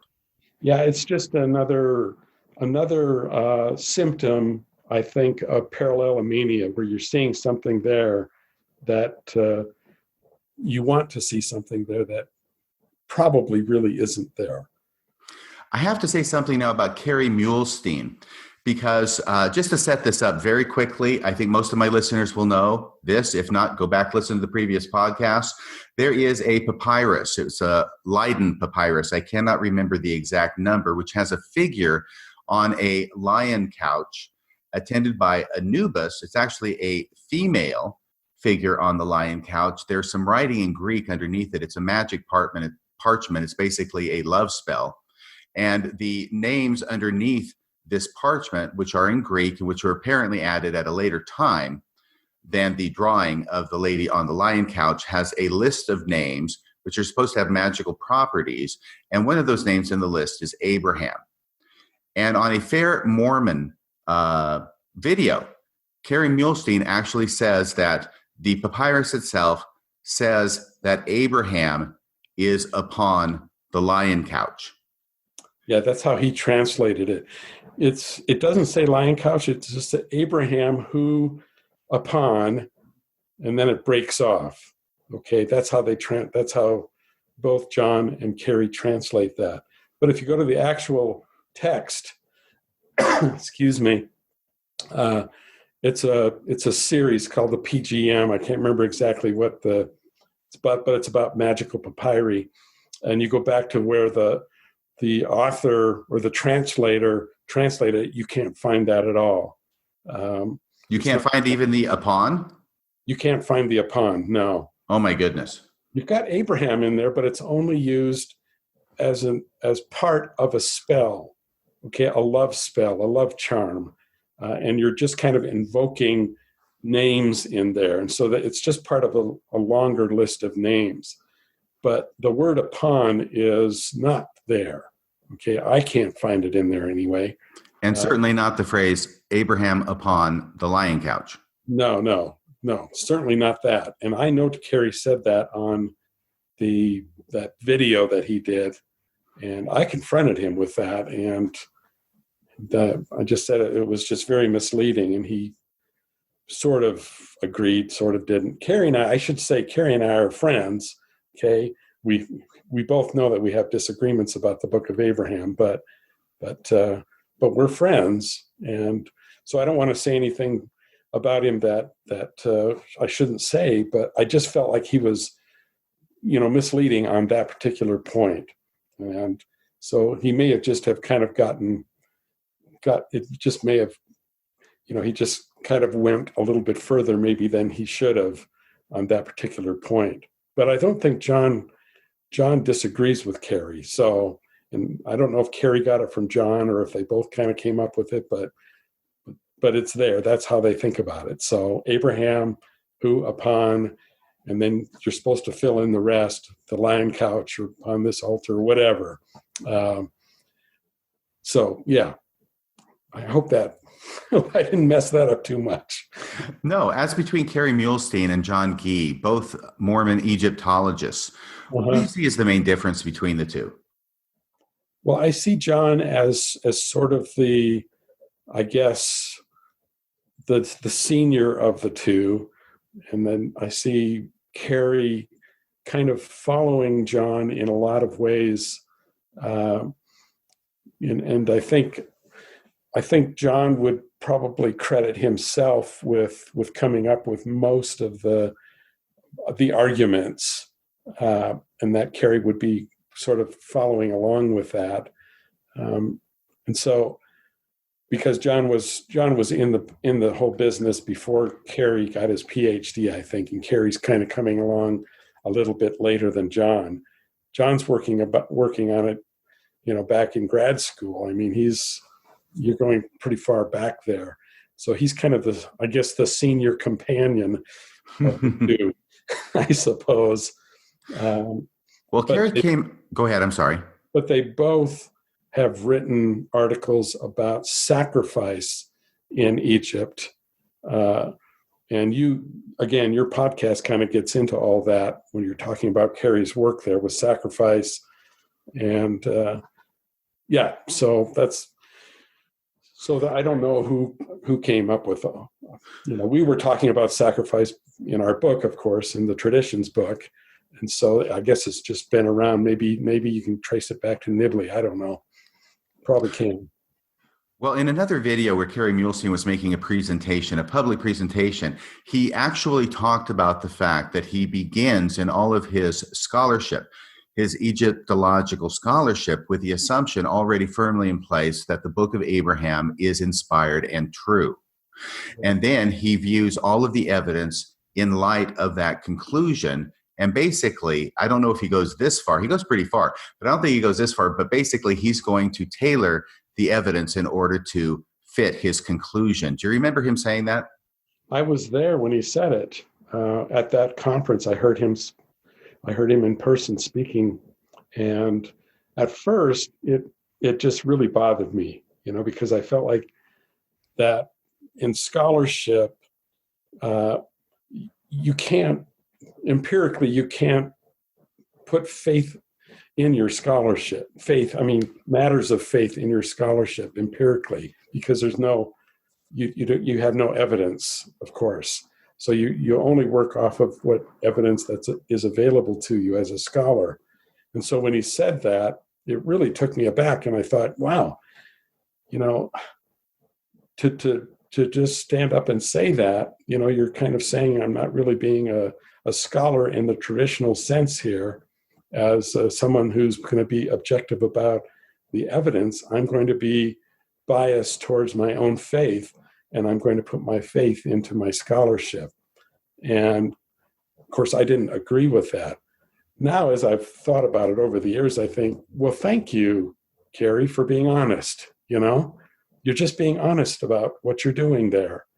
And And now we know, right? Now we know that when we see something from Kerry, that's where he's coming from. And I appreciate that now, even though I don't accept it still, but at least I appreciate it. Do you see that as different from John Gee's approach? Very much so. John Gee is very much into subterfuge and into subtleties. And so his approach is very different than Kerry. He's a adamant defender of the kingdom. There's no question about that. He thinks he is a warrior for the church.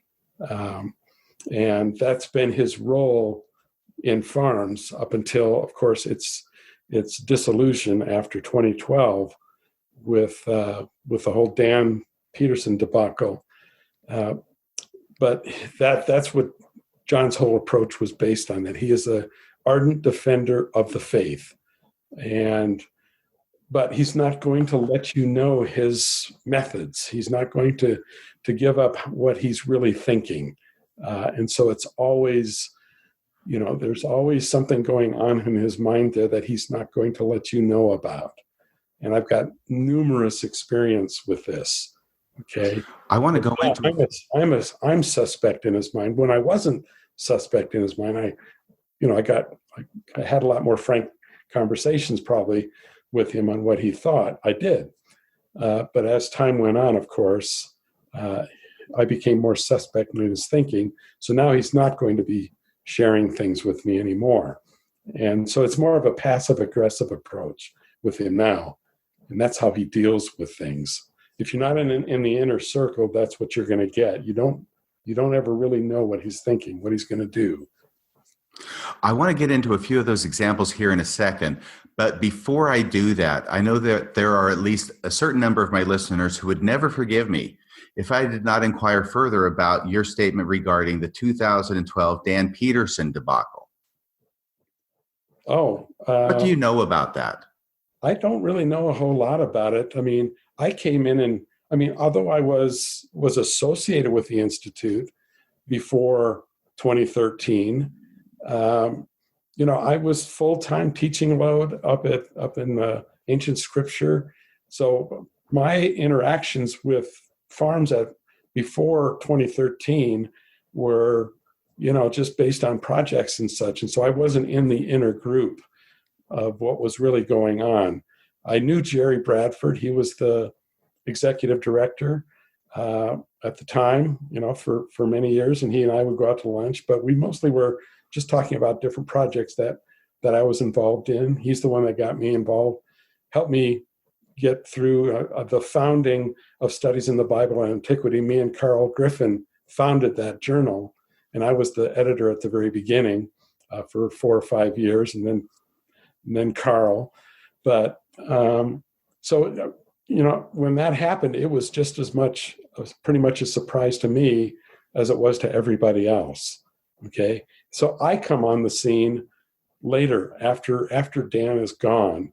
Then now we're talking about me becoming the more involved with the Institute, Maxwell Institute, not Farms, because now I'm having conversations with Jerry that things are taking a different turn towards more scholarly approaches and less apologetics, which I agreed with, by the way. I didn't like the apologetics that was coming out from Farms. Much of it was to me, it was too mean, really cruel, in a lot of mean-spirited, ad hominem type attacks on people.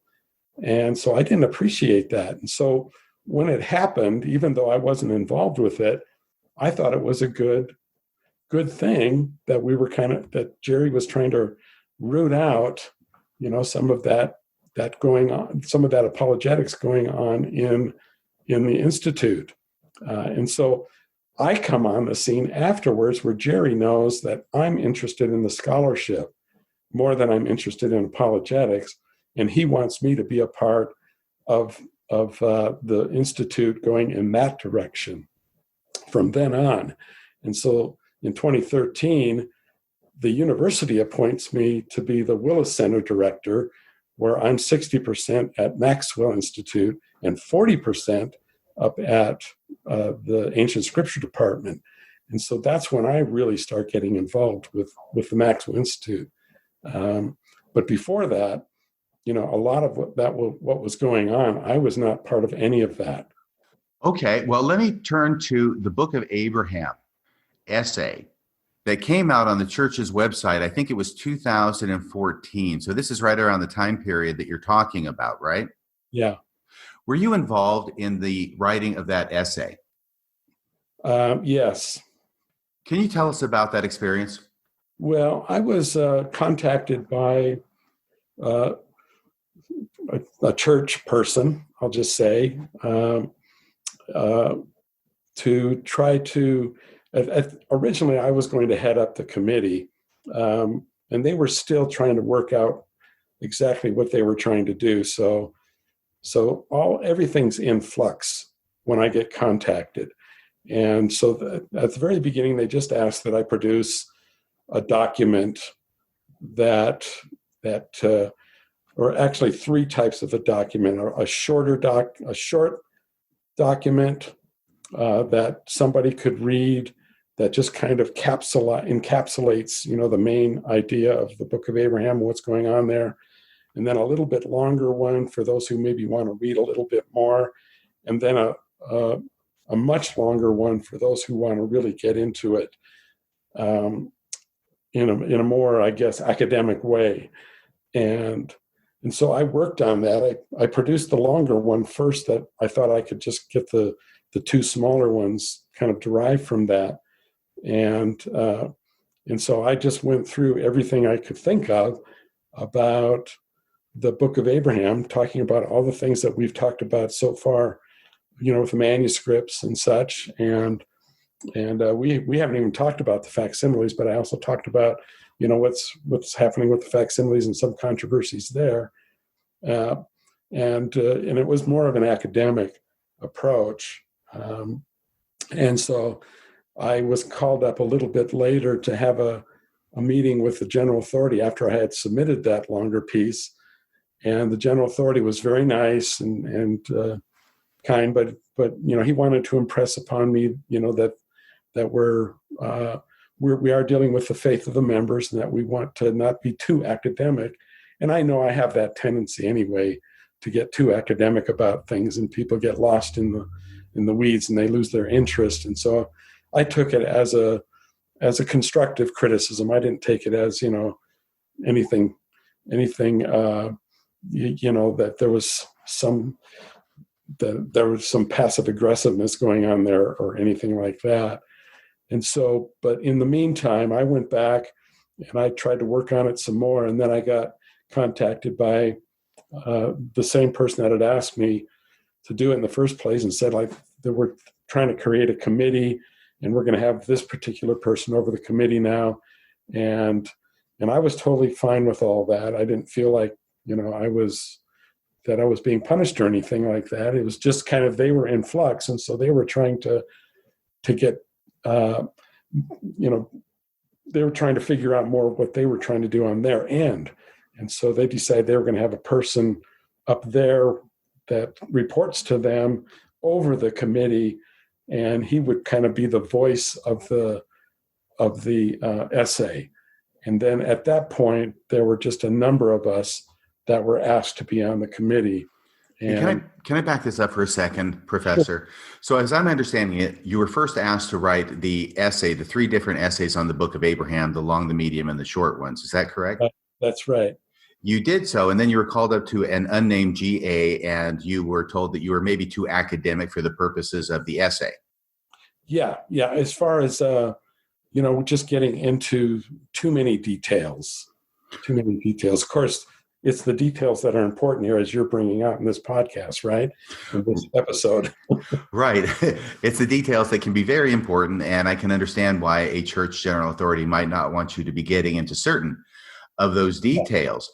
But then after this meeting now with this general authority, who I understand you don't want to name, you're contacted again by the person who originally contacted you about writing the individual essays on your own, and told that this is going to be now a committee effort. Yeah, that there's going to be somebody appointed, and he gave me the name of the person that would be appointed to kind of work through from that point on. Is that a general authority? No, that was not a general authority. No. Okay, but that person's going to work with the general authorities. He's going to be like the liaison between the committee and the general authorities. Exactly. Yeah. All right. So now a committee's created, and you're on it. Other people are on it. John Gee and Kerry Muhlestein are on it. Yeah, absolutely. They are on it. Yes. All right. Was there any kind of injunction about keeping what happens in the committee within the committee and not talking about it outside? Yeah. At the very end, I was told by our committee chairperson, not to share too much, not to share much about what we did. It took about 9 months, I think it was, to put it all together. And so that's why I'm not going to give any names or anything. I'm just kind of giving sort of a skeletal outline of what occurred, because I don't feel comfortable giving names at this point because I don't have their permission, right? Right. Talk about them. Obviously, Kerry and John would be on it because they're just two obvious people that would be on it. And so I'm not going to mention who else was on the committee. How many people were on the committee?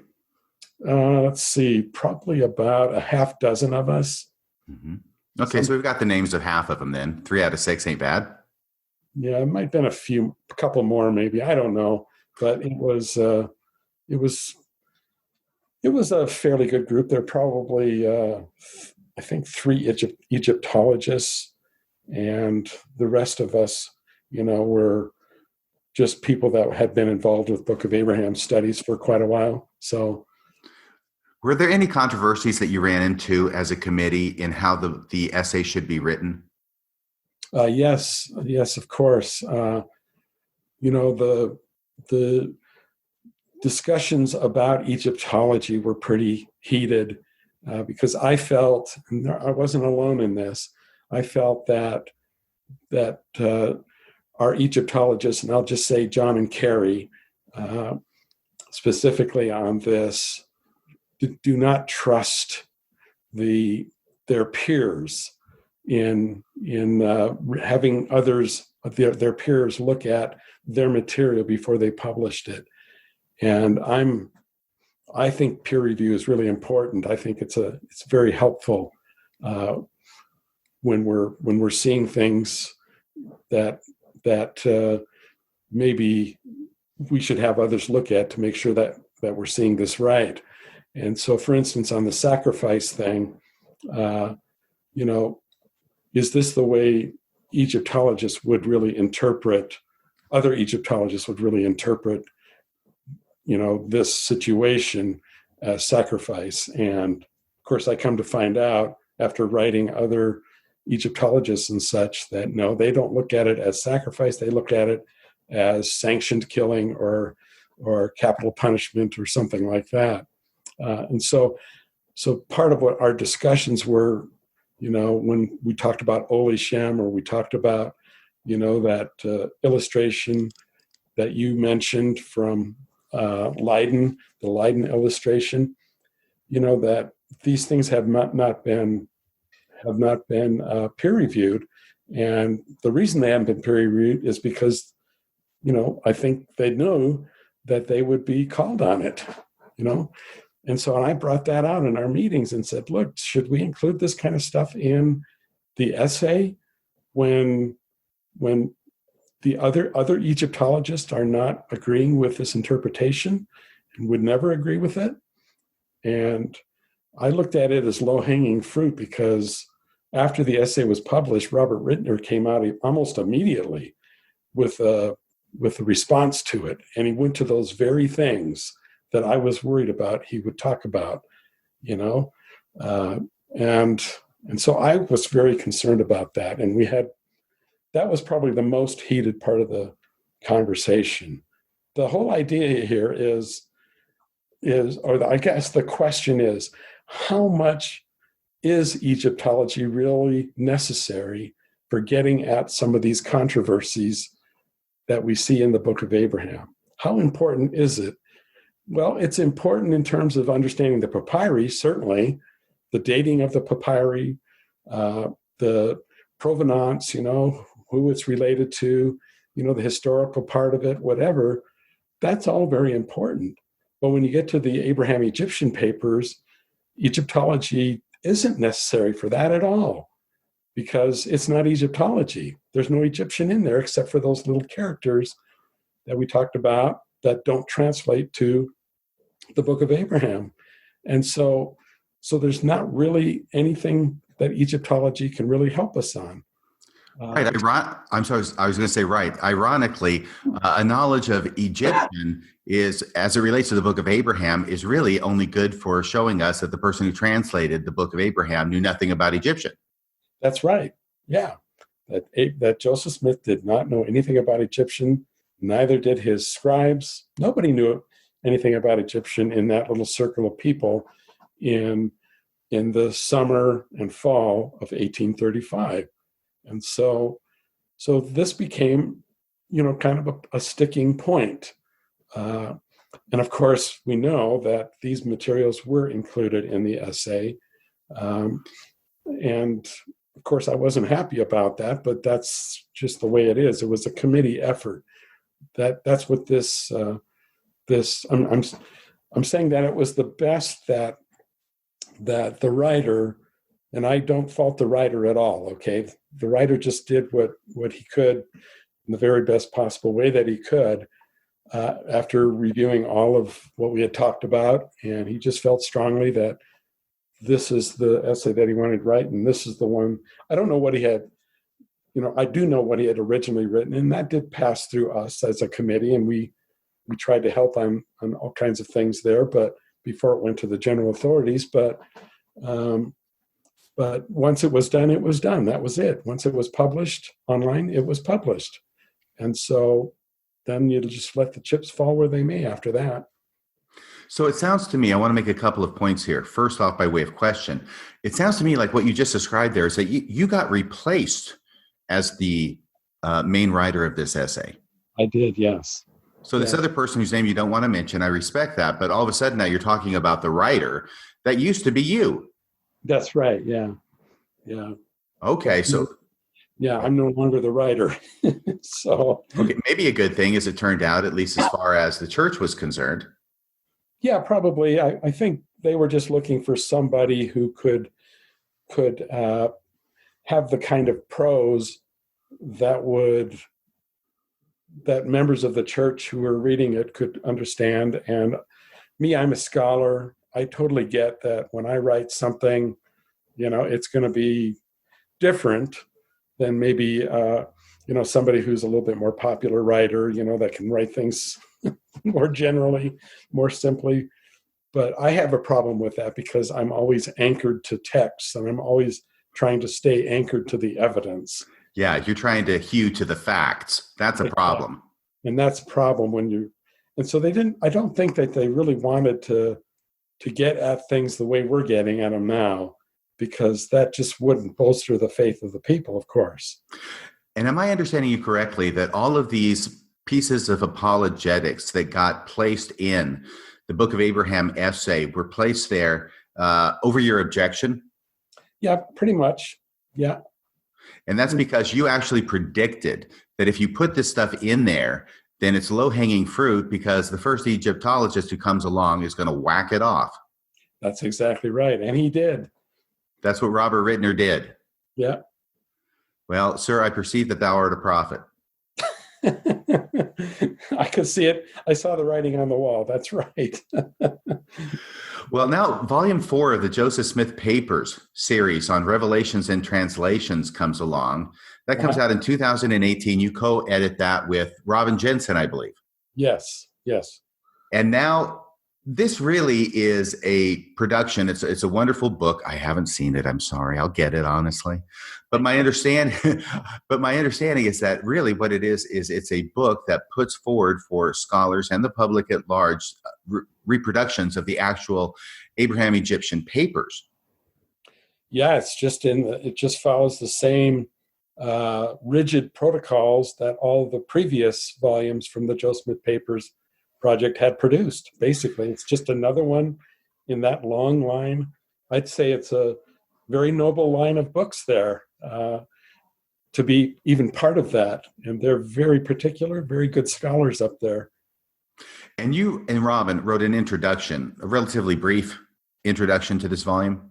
Yeah. Mm-hmm. And that was really the only part of it that you actually expressed yourselves in a scholarly way. Is that correct? Yeah. Mm-hmm. Well, it appears that your introduction did not sit well with John Gee. No, the whole book did not sit well with John Gee. Well, the reason I say this is because John Gee himself published in the pages, or at least the virtual pages, of the Interpreter, an article about it in which he vents a lot of spleen. In fact, he titles it, "The Joseph Smith Papers Project Stumbles." Yes. And some people have referred to this as a hit piece on your entire volume. And when I say your volume, I really should say the Joseph Smith Papers volume that we're talking about, Revelations and Translations, Volume 4, that came out in 2018. Yeah, I should say, if I can interject here, that Robin and I were just called the lead editors. Okay, in other words, we're just kind of the point men for the Joe Smith Papers project. Okay, in other words, behind us was a whole host of people, experts in handwriting, history, documentary evidence, all sorts of people, okay, who also comb through this book, all right? We're just the guys that get our names on the book, but we're just the lead guys, okay? So this is a Joseph Smith Papers production. It's not just a Brian and Robin production. Right, I understand. One would presume that John Gee would know that as well, wouldn't he? I would think so, but going back to 2013 to a church history symposium that is put out by the church every year, by the way. We met up in Salt Lake and presented papers, and John was there. And John castigated the Joe Smith Papers project in front of a lot of Joe Smith Papers people. Really? What did he say about it? He just said that we shouldn't have done that. We're here to defend the kingdom. And if it's not defending the kingdom, we shouldn't really be doing this kind of stuff. He doesn't, I don't want to put words in his mouth, so I can't remember exactly how he put it, but that's kind of how it came across to a lot of us. And so, I'm sure that the people out there caught that. They all knew John Gee was not really a fan of the Joe Smith Papers project. But he gets up and publicly states that at this conference. In 2013. 2013, that's right. Well, let me just follow that up a little bit, because the Joseph Smith Papers Project has been mentioned by more than one general authority as the exhibit A of how it is that the LDS Church is being so much more transparent now than it has since its inception, really. And yet, John Gee doesn't like the idea of the Joseph Smith Papers Project because he sees it as contradictory in some way to the mission of defending the church. Yeah, I think something along those lines, yeah. What is it about the Joseph Smith Papers Project that would hurt the church? Well, I don't think he likes the idea of just putting everything out there. Okay, and I'm just having to interpret this, okay, from my point of view. I don't know if it's correct or not, but I think I think he believes that not all truths are useful. Okay, kind of like what President Packer said a while back, that you learn to give the members the information that you feel like will keep the faith, but other than that, you omit other things, and not everything is useful to put in there. And the Joe Smith Papers Project, as you know, is just trying to get all this material out in a transparent way. And from my point of view, I'm seeing John kind of resist that because now that just makes more work for the apologists, right? Maybe in his mind. Yes. More to defend there. And, there's enough to defend as it is, but again, this is just totally from my perspective, but I can't see how John would really be able to appreciate the Joe Smith Papers project as transparent as it is, and as getting as much fact getting as many facts out as possible with the documents. No, can I just interrupt you and say, you're not just speculating here, because John Gee has gone on record that he definitely believes that, maybe not specifically about the Joseph Smith Papers Project, but in his Fair Mormon conference address back in the summer of 2018, he quoted approvingly Boyd K. Packer's comments about how not all truths are useful and that you have to hide the stuff that hurts the church. And if you don't hide the stuff that hurts the church, then you're violating your covenants and God will hold you responsible. Yes, that's right. That's exactly right. And only he, John Gee, knows how to navigate the minefield. So leave it in the hands of people like him, especially him, to be able to help navigate all this. You know, he actually did, of course, talk about a minefield, and he also likened the job of Egyptological apologetics in Mormonism to juggling hand grenades. Yeah, that's right. And he said, if you don't know how to juggle the hand grenades, like, of course, he does, this one's for professionals only. Right. Then they can maybe fly off and go off in the audience. And he actually refers there to other people who have been the victims of these hand grenades, and also those who don't know how to juggle them. And I'm starting to wonder if one of those people might have been you. Well, it just might be. He's not a real Brian Hauglid fan anymore. So can I ask you, that November 2018 earth-shattering Facebook post that you did on Dan Vogel's Facebook page, have you heard anything from John Gee since then? No. Oh, really? The lines of communication have been cut? Yeah, we don't talk anymore. Yeah. Well, that's Kerry. sad. I did contact Kerry, because Kerry's actually a much more reasonable person than John is, at least in my interactions with him. And I actually apologized to Kerry for using his name, because I didn't feel like it was that I should have used names there, that if I just would have said that without the names, most anybody that knew about the Book of Abraham would know who I was talking about anyway. But, and Kerry and I kind of smooth things over, and I think it's okay. But you know, that if there's one regret I have, it's that I used names there. And I think I was in a position in late 2018 where I'm looking at Dan's videos, and he's lumping me in with these with John and Kerry, and I'm just going, look, I do not agree with these guys, you know. And so it was almost a point of frustration that I put that post in there, you know, saying, let me just be on the record here that, you know, I am not with these guys, you know. Don't lump me in as an outrageous scholar here, you know, because that's Dan's word. And, yes. And Dan Vogel, by the way, for my audience, in case there's any confusion, not Dan Peterson. Right, Dan Vogel. That's exactly right. And Dan Vogel understood that. I mean, and he and I had some contact after that post, and he appreciated, you know, where I was coming from. And so, but the book is still out there, right? The textual history book is still out there. And so it's fair game for him to quote out of that and to disagree with it.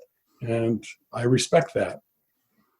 Well, let me go briefly into this John Gee. I just want to read the abstract of his review where he writes about your volume 4, which you were editors on with Robin Jensen, the Joseph Smith Papers Project Stumbles. I don't necessarily want to get your take or response to any of this, because I think that would be getting a little bit too much in detail, but this will give the audience a flavor for what it is that he wrote. Abstract. Volume 4 of the Revelations and Translation series of the Joseph Smith Papers does not live up to the standards set in previous volumes. While the production values are still top-notch, the actual content is substandard. Problems fill the volume, including misplaced photographs and numerous questionable transcriptions beyond the more than 200 places where the editors admitted they could not read the documents. For this particular volume, producing it incorrectly is arguably worse than not producing it at all. Oh my gosh. So I think this is 2 thumbs down, way down, as far as John Gee's review of this volume. And I read through this, and I encourage the audience to do so too. I'm not going to read through the whole thing. There's at least two places where he's concerned that the audience might think that he's quibbling, but he assures them that he's not, talking about all these little tiny details and why they're actually very, very important. It seems that his main beef was not being included more fully in the editorship of this volume. He states this later on in his review. He says, anything the editors say about Egyptian language, papyri, or characters is beyond their skill and training. Mm-hmm. It is regrettable that although the Church of Jesus Christ of Latter-day Saints counts several faithful Egyptologists among its membership, i.e. me and Muhlestein, the editors deliberately chose not to involve them in any serious way. So once again, this is John Gee saying that you and Robin, that you, Brian, and Robin did not choose to involve John Gee and Kerry Muhlestein in any serious way. It is true, he goes on, it is true that two of that number, that's of course John Gee and Kerry Muhlestein, it is true that two of that number were given a month to peer review the volume, and some of their suggestions were accepted, but no photographs were included in what was reviewed. Nor did the Egyptologists see the appendix on the Egyptian characters. Do you have a response to that? Sure. Yeah. The characters were just taken, they were taken from the Abraham Egyptian papers, okay? So we did exactly what just the papers are asking to do. So it wasn't a point of Egyptology. Everything that we did there that required Egyptology, we quoted from Egyptologists in the book. And it's true that we did not involve them because these papers are not Egyptology papers, okay? If it was a book on the papyrus, well then yeah, we would have to include them, right? I don't even think I would write a book on the papyrus itself, of course not. But the book wasn't about the papyrus. It was about the Abraham Egyptian papers, and using the term Egyptian here means the Egyptian that the Joseph Smith and his scribes were coming up with, okay, which is not Egyptology, and it's not Egyptian because they didn't know Egyptian. And so that's why we didn't include them, because they weren't necessary for that particular part of the doc. We were documentary editors. That's all we were. We were editing the documents, the Egyptian documents and the Abraham documents that we've been talking about. And that was our role. And you don't need Egyptologists to do that. You need documentary editors to do that. Is it true that John Gee and Kerry Muhlestein were given about a month to peer review the volume? Yes, I believe that's correct.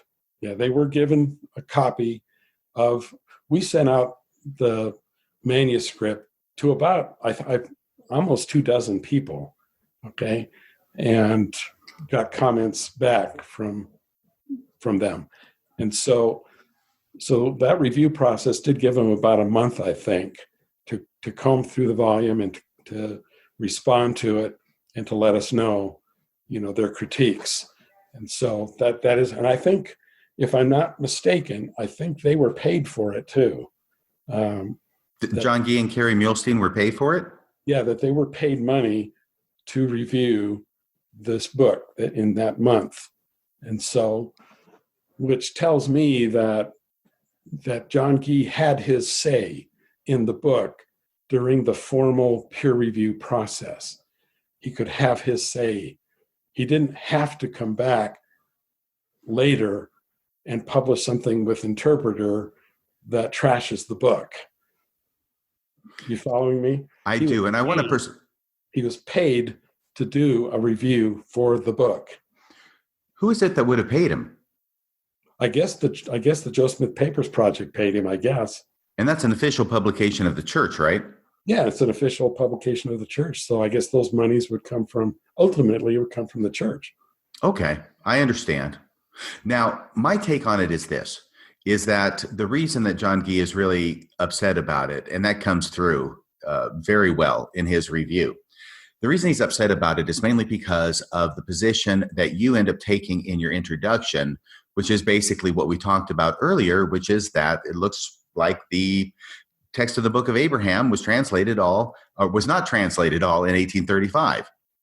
Right. Yeah, that's because we followed the historical journal evidence, and we followed the textual evidence that also shows that the material in Nauvoo in the Book of Abraham is different than the material in 1835. And let me just say this. Okay, in a book that's coming out, or I think it's out now, Producing Ancient Scripture, that I'm part of, that project, it's a University of Utah Press. There's an article in there by Matthew Gray about Hebrew that shows up in the Nauvoo period that's transliterated. Okay, in other words, it's transliterated, meaning the Hebrew words themselves, like kolob or maybe the stars, kokal beam, that kind of a thing. But the way it's transliterated follows the way that Joseph learned about Hebrew from his Hebrew teacher, Rabbi Joshua Seixas, which took place in early 1836. And he imports into the Book of Abraham in 1842 some of those Hebrew words, and he transcribes them the same way that they're transcribed in Rabbi Seixas's grammar book. Okay? So that was another indication that there was translation and that part of the Book of Abraham was produced in Nauvoo. Makes perfect sense to me. But once again, this goes against John Gee's hobby horse that all the translation occurred in 1835. That's right. And so that automatically smacks up against the whole missing papyrus theory. Right. So here's my question for you. John Gee may have been seeing this review. By the way, he writes this review in the pages of the Interpreter. The editor of the Interpreter is Daniel Peterson, also a professor at BYU, correct? Right. Yeah. And certainly at one time very much associated with farms. Yeah. Okay. So what was the response amongst the people at the Joseph Smith Papers Project to John Gee's review? Well, they were not happy about it because, as I said earlier, they were as much a part of the production of that book as we were in many ways. They were the ones that combed through the book. We produced drafts, of course, but then they'd comb through it. Many eyes looked at it, not just the transcriptions, but also all the data that we put in there. Especially in the introduction, of course, they combed over that. We went through that over and over again with them. And they were the ones that helped shape that book to the way it is. And so they took it very personal. This wasn't a snub just of Robin and I. This was a snub of the Joseph Smith Papers Project. And so they were not happy about it. And since the Joseph Smith Papers Project is an official publication of the LDS Church, was the church happy about it? I wouldn't think so. No. My understanding is, and I'm not getting this firsthand, but my understanding is that both John and Dan were called up and talked to by some higher level church person, maybe somebody with a higher level in the Joseph Smith Papers Project, maybe somebody higher. I don't know. But they were told in no uncertain terms to back off and to write something to revise John's article. That's what they were told to do.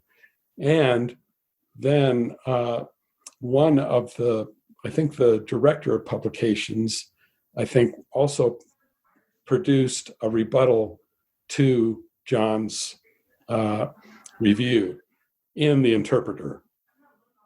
Do you know if that happened? It did happen, yes. It's in there. Oh, I must not have seen that. All I know is that I looked at the review that John Gee did, and at the bottom of it now, in the way that it's online, there is an addendum, this note. It says, this review, this is at the end of John Gee's review. This review was edited by the author after initial publication to address multiple requests for clarification. Yeah. That's how he's going to call it. Well, that's a nice way to put it. Well, I suppose so, since he's writing about his own article. Right. In part, he goes on, in part, these clarifications came after a substantive conversation between the author, that's himself, John Gee, and principal figures in the Joseph Smith Papers project, period, end of addendum. There you go. Yeah. So they were called up. So let me say this also, because there's a comment that occurs on the Interpreter after this article by a person named Fred Smith, who I think we've already talked about, and you don't know who this is. Right. I don't. Okay. Well, he's responding to a comment by, I think it was Brandt. I don't know which Brandt it was, but let me go on to this. This is what he says. So he appears to have some inside knowledge, which is corroborative of what you say. These are the corrections that John Gee made in his article, which appear to have been pretty much cosmetic, not really that substantive. This is what Fred Smith says. Dr. Gee only removed one sentence, slightly revised another, and all other changes were simply additions to the review that indicate Dr. Gee is further responding to the ongoing conversations he has had requesting him to stop. So these conversations appear to be from people higher up in the Joseph Smith Papers project, maybe higher up than that in Salt Lake, telling him to knock it off. Right. Requesting him to stop. This comment goes on about John Gee. He's still trying to redefine the Joseph Smith Papers project into something it is not.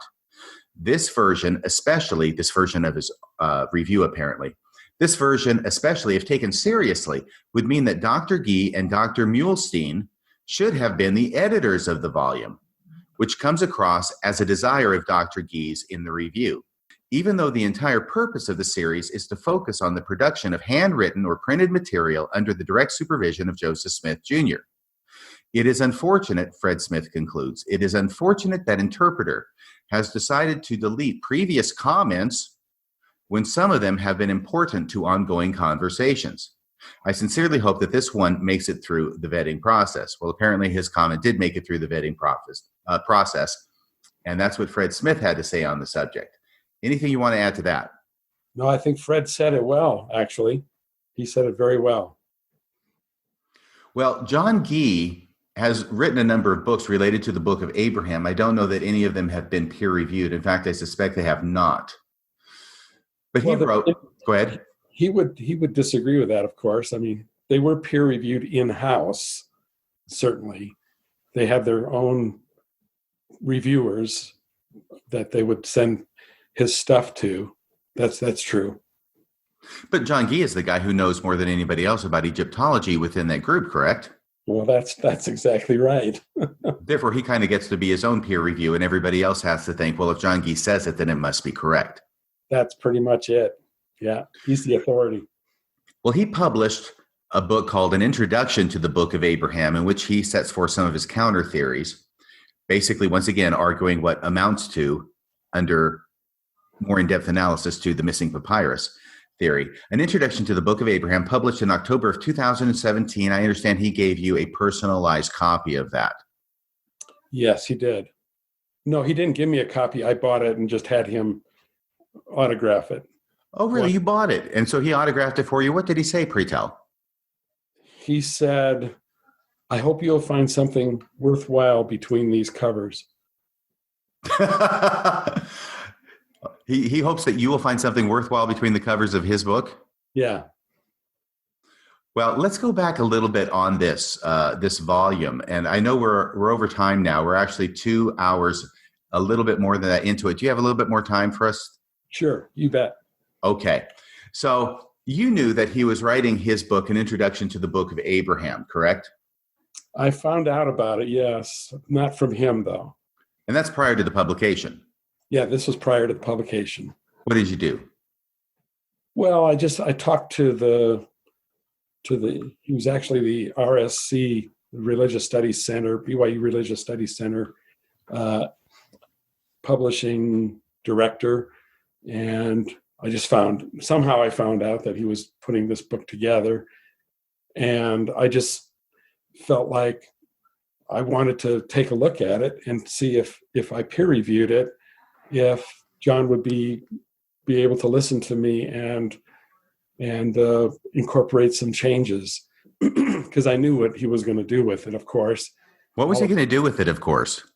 Well, he was going to push the same line of thinking that we've been talking about all along here. Okay. Ultimately, pushing forth the missing papyrus theory and other theories that support that. And so the director sent me the files, and I went through, and I, of course, found all the things that I was concerned about. And as I said at the beginning of this episode, I have a real problem with misinformation or omitting information and these kinds of things, because the reader is the one who gets hurt by all this. And so I really was hoping to try and make this a better book. Can you tell us about a certain footnote that you found? I think it was on page 5, in which John Gee attempts to conflate two separate sources in order to make it sound like Joseph Smith translated the Book of Abraham from a really, really long scroll. Yeah, John's been on this idea of the eyewitness accounts of a long scroll having the Book of Abraham on them. And let me back up just for a second. I'm sorry. I'm known for beating dead horses, but I want to make it really clear that John Gee wants it to be a really long scroll, so that what we have left of it with the facsimile 1 on it can be a small portion of a really long scroll, and therefore on the missing portion of this really long scroll can be in Egyptian the actual text of the Book of Abraham. That's right. Yes. Okay, go ahead, Professor. And that's the argument he tries to make in the book as well, of course. So you kind of got me off task. Page 5, bottom, footnote, 2 sources. Yeah. So there's 2 sources. Maybe you could read. He's got them categorized into 4. All the papyri categorized into 4 different parts. But it's the second part that's really important. Could you read that? Well, I didn't buy his book. I wasn't. I didn't have the money that you had to buy his book. I have to use it for books that are written by scholars I respect, like you. Oh, I appreciate that. But here's me either. Here's the main point that I want to make. Other people can look at it. There are 2 in the footnote, right? There are 2 different sources by 2 different purported eyewitnesses to the scrolls. Now, once again, he wants to give forth the idea that the scroll from which Joseph Smith translated the Book of Abraham was really, really, really long. We've already gone over why he wants that. It's the missing papyrus theory all over again. And so therefore, he takes one quote from one witness that says Joseph Smith, I saw him translate from the papyrus that was that held the Book of Abraham, right? Okay, let me back you up for just a second here. Yeah. Okay, so he's got the 2 sources there, okay? And he quotes from, the first source is Charlotte Haven, who Joseph Smith's mother, okay, gives a tour to Charlotte in a group of amongst a group of people, and she shows some papyri to these people. Lucy does, and then Charlotte makes the point that she rolled out this longer roll, and that was it. Okay, she just rolled out this longer roll, and then the source goes on and saying that she read from it, and because of Joe Smith and all this kind of stuff. But John only says that she describes it as a long roll. That's all he says. Then there's another source that he quotes from, and this is all part of basically the same sentence. Okay, another one, Jerusha Blanchard, and by the way, both sources appear later on, like Charlotte Havens appears in like 1890, I think it is, but she was talking about letters that she wrote during the time she was in Nauvoo in 1842, and then, or at 43, I can't remember exactly when. And then Jerusha Blanchard's talking about being a young girl playing tag with another friend in a room that they see. She describes there's a roll on one of the mummies that the Book of Abraham was translated from. And that one was published in 1920, okay? But the Charlotte Haven quote doesn't say that the Book of Abraham is on the long roll. And the And the Jerusha Blanchard quote doesn't say that the Book of Abraham is on a long roll. Okay? So he just conflates those two to make it look like they're both talking about the Book of Abraham, talking about the Book of Abraham being on a long roll, even though the Charlotte Haven one doesn't mention the Book of Abraham, okay, being on a long roll. And the Jerusha Blanchard one doesn't mention that the Book of Abraham on that particular roll was a long roll. Right, so we've got two completely different sources, if I'm understanding correctly, one of which, and they're both late, and some are hearsay. One's hearsay, the other one's late. But one talks about a long roll, and it doesn't say anything about the Book of Abraham being translated from it. And of course, long is completely relative. I mean, how does a little girl know what a long roll would be to an Egyptologist? But she mentioned major or something, I think, at the time. Yeah. So but she mentions a long roll with nothing else mentioned. Then this other person, a separate witness, completely unrelated, mentions, I think it was Lucy, was it, saying that this is the roll from which Joseph translated. Jerusha Blanchard. Jerusha, thank you. Translating the Book of Abraham from this scroll. But that source doesn't say it was a long scroll, correct? No, it does not. So now in a footnote, actually in the body of the book, John Gee just simply makes the blanket statement that Joseph Smith translated the Book of Abraham from a long scroll. Yeah. And then he gives a footnote in which he gives both these sources, neither of which say that conclusion. And then he puts them together in the footnote in one sentence in order to make it, by hook or by crook, support his argument. That's exactly right. Yeah. And the reason I wanted to get in the details about this is because this is an example of what it is you're talking about John Gee hiding evidence, being playing fast and loose with the evidence, and not even going along with the evidence in order to support his theories. That's exactly right. So that's why he says the eyewitnesses say that the Book of Abraham was translated from a long roll. Now you know where he gets that from and how he did that, how he comes to that. That's the trick. That's the devil in the details. That's the devil in the details right there. Well, it seems that John Gee may have thought that you were involved in an attempt to suppress his book, An Introduction to the Book of Abraham, because it didn't come out as quickly as he thought it should come out from the publishers. Were you aware of this? I was aware that it was getting close to publication, and I'm also aware that I slowed him down a bit, but I did not suppress it. I wasn't trying to get it so that it wasn't going to be published, because that was already a done deal. It was accepted for publication. I just wanted to be able to have some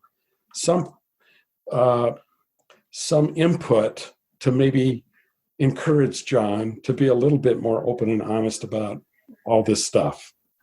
By the way, before I go on to this part about the suppression, did you redline that particular footnote for John? I think I did. Yeah. Did it? But he didn't change it for publication. No. Okay. Change it. The reason I say this about John Gee is because his most recent book was called Saving Faith, which was kind of a hit piece on the Jana Reese book. But his most recent book was called Saving Faith, and he announced it on his blog. John Gee has his own blog. It's 3 foreign words. I don't know what they are, but it says Forn Spol Fira, which may or may not be translated into the Ancient Tale of Man, because he has that on his banner right underneath those 3 words. I guess it's very fashionable for scholars to have foreign words in the title of their blogs. I know that Dan Peterson has sic et non. Right. But the Ancient Tale of Man, John Gee's blog for Tuesday, May 5th, 2020, in which he announces his new book. This is what he says, and I'm quoting John Gee here. Almost 3.5 years ago, my book, An Introduction to the Book of Abraham, was announced by Deseret Book. When it was announced, a certain individual, and I'm looking at you, Brian. When it was announced, a certain individual or group of individuals launched a campaign to have the book suppressed. This delayed the release of the book a number of months. It was over a year from the announcement of the book to its actual release. To forestall something similar happening, I have waited to announce my new book, Saving Faith, until it has actually come off the press. Yeah, there's no chance that he would ever send that I would even want to read that second book, because it has nothing to do with anything it's not the Book of Abraham. I was worried about, what he was going to say about the Book of Abraham. And I can let other experts pick through this second book and find, I'm sure, other kinds of problems. I'm quite certain would be there. But yeah, that is me. He's probably talking about me there, that I suppressed his previous book, but I didn't suppress it. I just wanted to be a peer reviewer. The thing is, Farms had such a foothold on publications, and I have been blacklisted from being a peer reviewer for anything related to the Book of Abraham for years and years now. John Welch never consulted me for any articles on the Book of Abraham that were put out.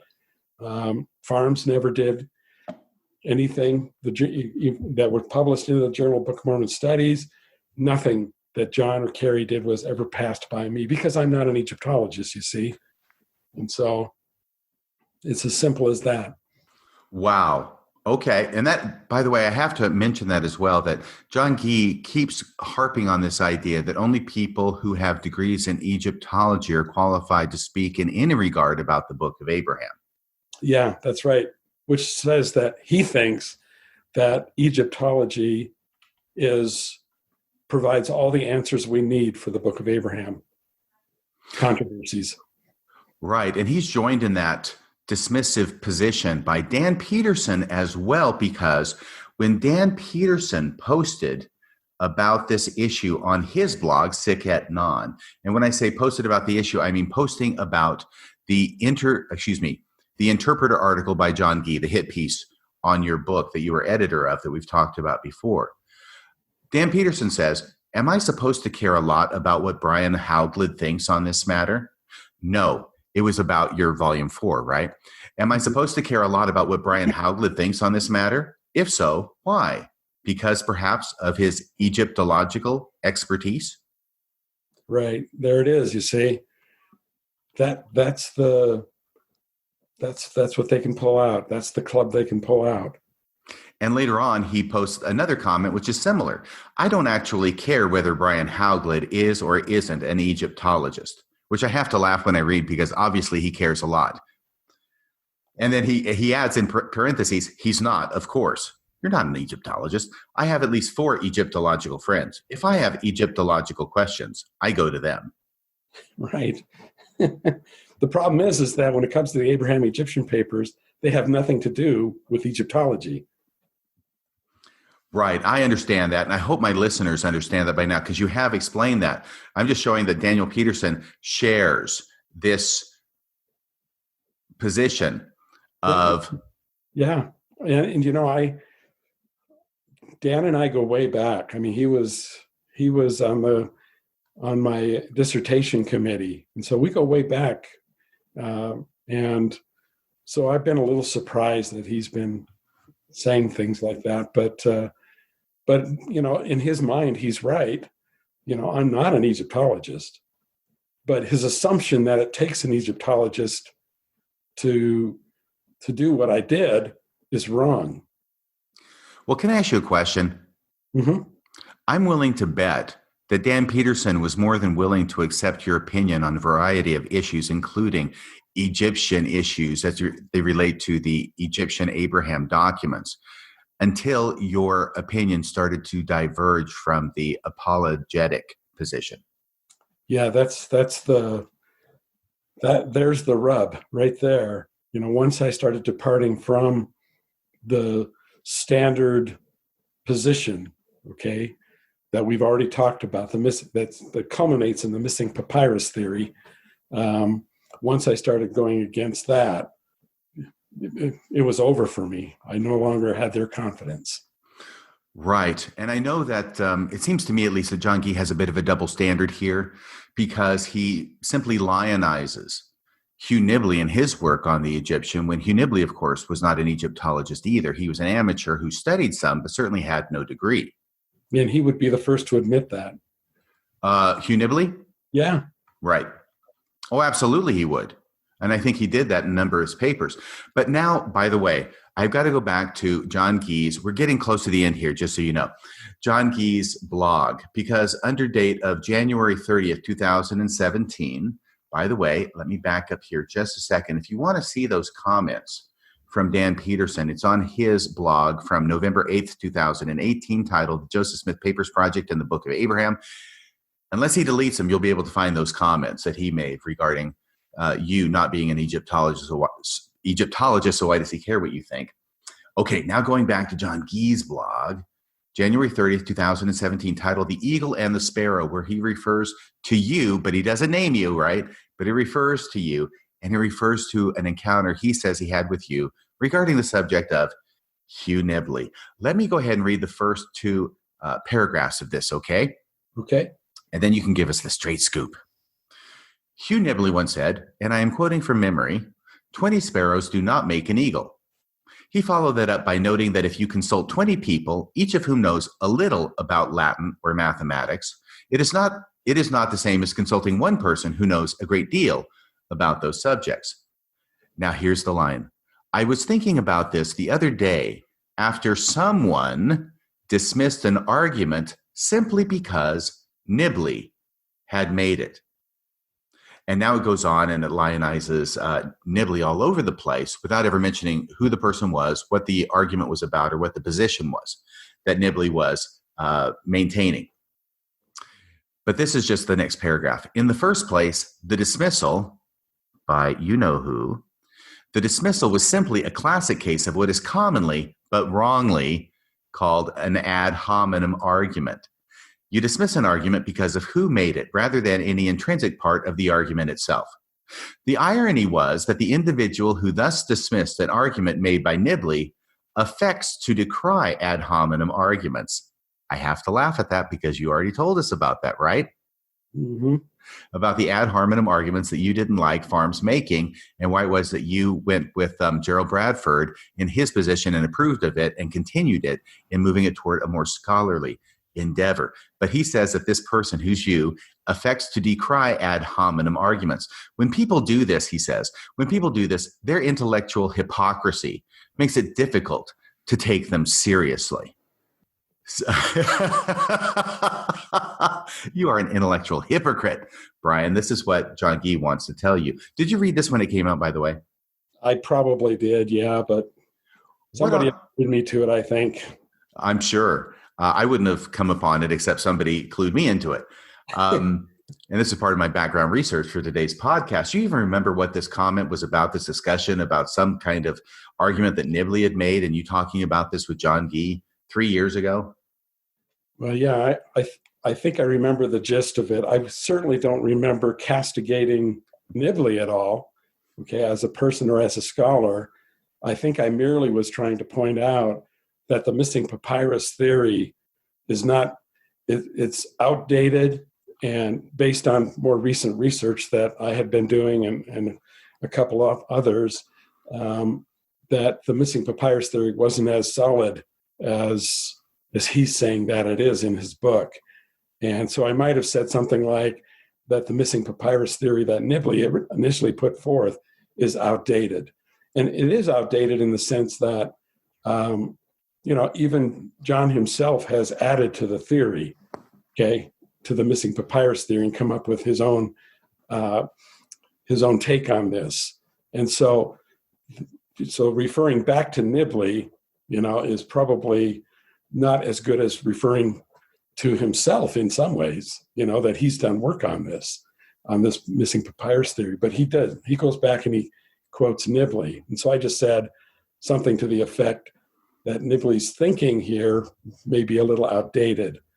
And he took that as that I was doing ad hominem against Nibley himself, which I was not. Okay. It's not the way I do things. Unless I'm being an intellectual hypocrite, I guess. But well, when you put it in context, then I understand that John Gee feels that it's his own personal ox of the missing papyrus theory that's getting gored by what you say. So now he's going to turn around and characterize it as you dismissing the argument simply because Hugh Nibley made it, and then spend the rest of his blog post lionizing Hugh Nibley and lambasting you. Right. Yeah, that's exactly right. That's And this is his own ad hominem, right? yes. Well, He did. ironically, yes. And this is how he concludes his blog post. Some of Nibley's critics, like Brian Hauglid, no, some of Nibley's critics strike me as much more incompetent than Nibley. Perhaps I am, and then he says, perhaps I am just not competent to tell. Ooh, that stuff just makes me wince. Perhaps I am just not competent to tell. This is actually the same kind of crap that farms used to do. You know what I mean? They got them sidelined and a new direction implemented. Right. Perhaps I am just not competent to tell. For me, if Nibley made an argument, that is reason to consider it seriously and judge it on its merits. For people to dismiss an argument on the grounds that Nibley made it could arguably be a reason not to take them seriously. No, there you go. That's the punch right there. Yes, the knife is in, and now we're twisting it. Right. Yep. Oh my gosh. Okay, so I just wanted to stroll down memory lane with you on that particular article and give you a chance to respond to it to all the many millions who actually read it and remember it. Right. Yeah, that's right. Well, it's just like I said, it was never intended to be that, Nibley, who I was castigating there. I was just focusing in on the missing papyrus theory and arguing against that, not just Nibley. Nibley, yes, he made that argument, of course, but I felt like John was just not being totally forthright with what he was really doing, okay, behind the scenes there. He's always in this subterfuge mode, I just wanted him to be more open and honest. If he would have written that book, as a book where he's really, really considering other points of view, then my work would have been in there, right? Mm-hmm. But that's not what the book is about. It's a John book, and it's putting forth John's thoughts, and only John can do it. And nobody can equal John. Therefore, there's no reason for him to have any other points of view in the book. Right. Well, you've got a new by the way, before I go on to this new article you have in the book that just finally hit the presses and is out now, anything else to say about your career, interactions with John Gee, Kerry Muhlestein, Dan Peterson, anybody else that my audience might find of interest? Well, not that comes to mind. I mean, I certainly hope I'm not coming across as being ad hominem against any of those people. I go with the arguments. I try to isolate, what they're trying to do, the arguments they're trying to make. And if something doesn't look right, if something smells rotten in Denmark, so to speak, well, then I'm going to call them on that, right? That's what we do. I mean, if I've got something out there that's really poor scholarship, then I would expect it's going to get figured out by somebody. And so I didn't want any of that to come across that I'm speaking evil of the Lord's anointed. Or of the Lord himself. Or of the Lord himself. That's exactly right. Yeah, that's not my purpose at all to do that. And I've had lots of interactions with these people over the years, and some of what they say or do, even in the background, some of that hurts, but what do you do? By the way, before I forget, did John Gee get you in trouble with your bishop? Well, I don't know if it was John Gee himself, but after all this review stuff came out on Robin and I's book, or should I say Joe Smith Paper's book, I did get called into the bishop because my worthiness, my membership was brought into question on some of those discussions, accusing me of being apostate and such. And I've seen it happen before where somebody gets, they get somebody in their sights, in their crosshairs, and they write an article about it, and then that person ends up in the bishop's office. I've seen that happen before, and I did end up in the bishop's office, and and the bishop, who I very much like and respect, he actually called me to a calling So that's what I thought it was about. And then at the very end, he leaned back in his chair. He said, oh, there's just one more thing. There's been some conversations about you in the Book of Abraham, and you not being, and I could tell he was trying to not come right out and say it, but, kind of questioning my faith, that kind of thing. And I just reassured him that these were academic disagreements, that had nothing to do with faith and those kinds of things. And so he was totally fine with that. I mean, he was like, okay, no problem. Let's go. And so that's all that was, really. So I wasn't grilled or anything, or, under the bright lamp interrogation or anything like that. It was just like I described it, just a short little meeting. That's all it was. Well, at some point prior to that, did John Gee call into question your ability to hold a temple recommend? Well, I had been on a panel over at Utah Valley University with Brian Birch, and he was the one that kind of organized it. And there were a few others on the panel.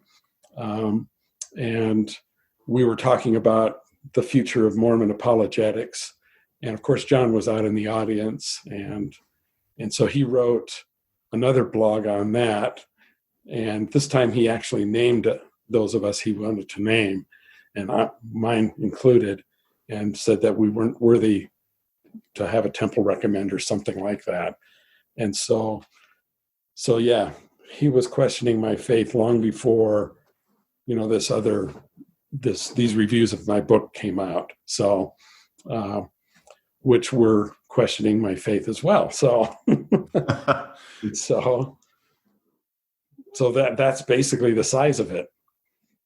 So that's what launches John Gee into the area of persons of interest when it comes to trying to figure out who it was who forwarded this information on helpfully to your bishop. I just knew that was their modus operandi. That's the way they worked. That they had people up at Salt Lake that they could contact, and that could call my bishop and say, you need to call Brian and just find out how he's doing, faith-wise or whatever. And, I don't know if they sent him anything. Obviously, the bishop knew it was on the Book of Abraham. So, that was certainly part of it when he was contacted, because I don't even think he knew that I was even involved with Book of Abraham studies, before that. So somebody had to alert him, right? Mm-hmm. Didn't come out of nowhere. I don't think he's following all this. No, he's not. He's a bishop, and they've got plenty on their plate. So anyway, so I just knew that when it was happening, especially once he brought up the Book of Abraham, that I immediately thought of somebody from Farms calling up to Salt Lake and saying I should be called in to my bishop. So, yeah, it's like on Seinfeld where he goes, Newman. That's right. Except you're going, John Gee. Yeah, well, that's who I think of first, of course, but I'd have no actual evidence that he's the person. We have no idea. We're not making any allegations here. And if John Gee wants to go on record and deny it, he's welcome to do so. Yeah, absolutely. But it could have been a number of people over there. So a number of people that know how to do that kind of thing. Professor, before we go, I've got to ask you this because a lot of my listeners want to know. What is your view now on the Book of Abraham as scripture or revelation? Well, I look at the Book of Abraham, and when you see this article that I wrote in this Producing Ancient Scripture book, you'll see that I feel like anyway that I've got pretty good argument, pretty strong argument that at least the Egyptian papers were used for some of the Book of Abraham, especially in the first chapter, and for some of the explanations of facsimile 2. And so I argue, I think pretty well. I don't know. We'll see what happens, but I think that there's no question that what we're seeing happening with the Book of Abraham is is more of a process of Joseph Smith intellectually and I suppose spiritually. And I can't gauge that at all, of course, the spiritual part, but I can gauge the intellectual part. And there is certainly intellectual engagement going on with the Book of Abraham that comes out in these papers. And I just think it's pretty undeniable in a lot of ways. Of course, for every scholar, there's no such thing as an ironclad theory, but I think it's pretty strong theory. How's that? And so, do I look at it as scripture? I look at it as Joseph Smith. I guess I follow some of the thinking on the book of Abraham, especially chapters 1 and 3, as being mostly Joseph Smith produced. And then I look at Abraham chapters 2, 4, and 5 as I look at as biblically produced, but tweaked by Joseph Smith. And so I look at it as a 19th century production. And do I look at it as true revelation, that kind of thing? Well, on the one hand, you can say Joseph Smith followed the injunction that's in D&C 9 to study it out and then get the revelation after. So in that sense, you can say that. In the other sense, if you don't believe that Joseph Smith was a prophet, then you've got plenty of evidence for that as well, where you're not going to be able to gauge the spiritual dimension of it. And so for me, I look at it as a 19th century production. I don't believe that it's an ancient book of Abraham that Abraham actually wrote. I think it's a product of Joseph Smith. And I think we have enough evidence to, in my view anyway, to show that. And much like the Book of Mormon, I think about the Book of Mormon as well as a 19th century text. And that's probably not going to be news to a lot of people, I would think. But it does complicate your faith, doesn't it? I mean, and my relationship with the church right now is complicated. It's complex in terms of, I've studied all the historical stuff that many have studied and gone into faith crises type things. And I've also got lots of critiques and problems with the church's stand on social issues like the LGBTQ population and such. And I don't agree with the church with a lot of those kinds of things. And I look at the church as being man-made in a lot of ways now. And quite frankly, I don't know how many people are going to listen to your program, but I've stepped away from the church in some ways. I still go with my wife to sacrament meeting, but I haven't gone to many of the other meetings for a long time. So I'm kind of, I guess, a true confessor here in some ways, because I know people have questions about that. I wouldn't say that I'm apostate.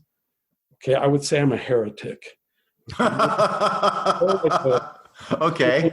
More like a Sterling McMurrin. I have associations with the church.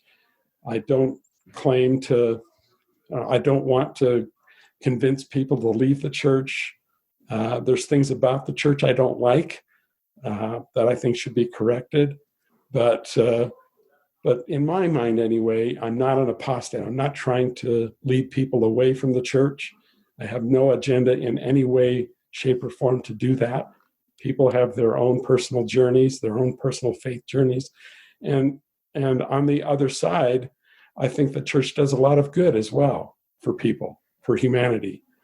Maybe they could do more. Maybe they could spend more. They certainly have a lot of money, don't they? But this is what many in your audience, I think, have experienced and I think can relate to. And so I have a cordial relationship with the church. I meet it on my own terms. I support my wife's faith and my kids' faith, and I would never do anything to injure or harm them in any way. And that's because it's your own personal faith journey. If you're going to come to a realization of something, you need to work through it yourself. And I know I've triggered some faith transitions. I'm sure I have, but I've never, gone out to purposely try to lead people away from the church. And I don't think you do that either. I don't think that's what you try to do either. We just try to speak the truth, right? We just try to find the good in everything that we can. And so, but it's been a long journey for me. The last third of my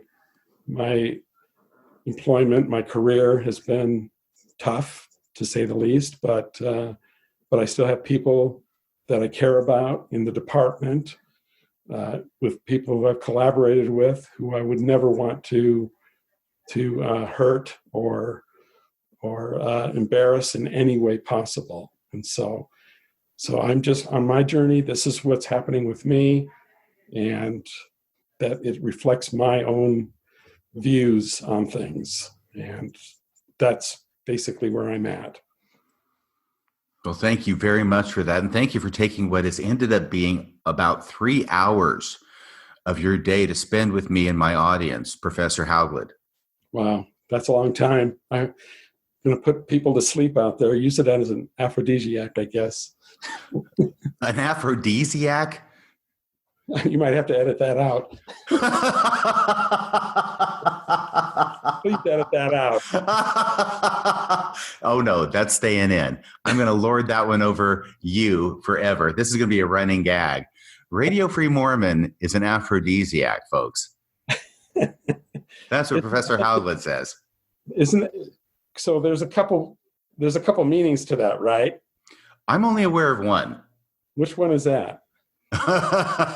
Well, you remember the Leiden manuscript, the Leiden papyri? Uh-huh. What was that again? That was a love charm. Bingo. Okay, so not aphrodisiac, but what is it that caused you to go to sleep? Well, I'm not sure, but I bet it starts with somno. Yeah, something somno. How about a soporific? I don't know. I guess so. Soporific would fit that. Okay, well then let's use that term then. It's a sleeping pill for you. How's that? No, I don't like that as much. We're going to go with your first answer. that they're going to love this, right? Oh, I hope so. Pardon the pun. Again, they're going to love this. They're going to totally love this. Oh my gosh. Professor Hauglid, it has been an absolute joy to have you on the program. Thank you for the compliment as well about it being an aphrodisiac. And I'm going to let you get on with your day now. Is that okay? Well, thank you very much, RFM. I hope that people enjoy what we've been talking about. So, oh, they will. Believe me, they will. Trust me on this one. This is going to go through the roof, ratings-wise. By the way, among my listeners, please share this episode with your friends, with your family, with the guy walking down the street. Share this with everybody you know. This is huge, and I think that my listeners understand how huge this is, Professor Hauglid. Once again, thank you for being a guest here on Radio Free Mormon today. And thank you, RFM. I really appreciate it. You are so welcome. Until next time, this is Radio Free Mormon, signing off the air.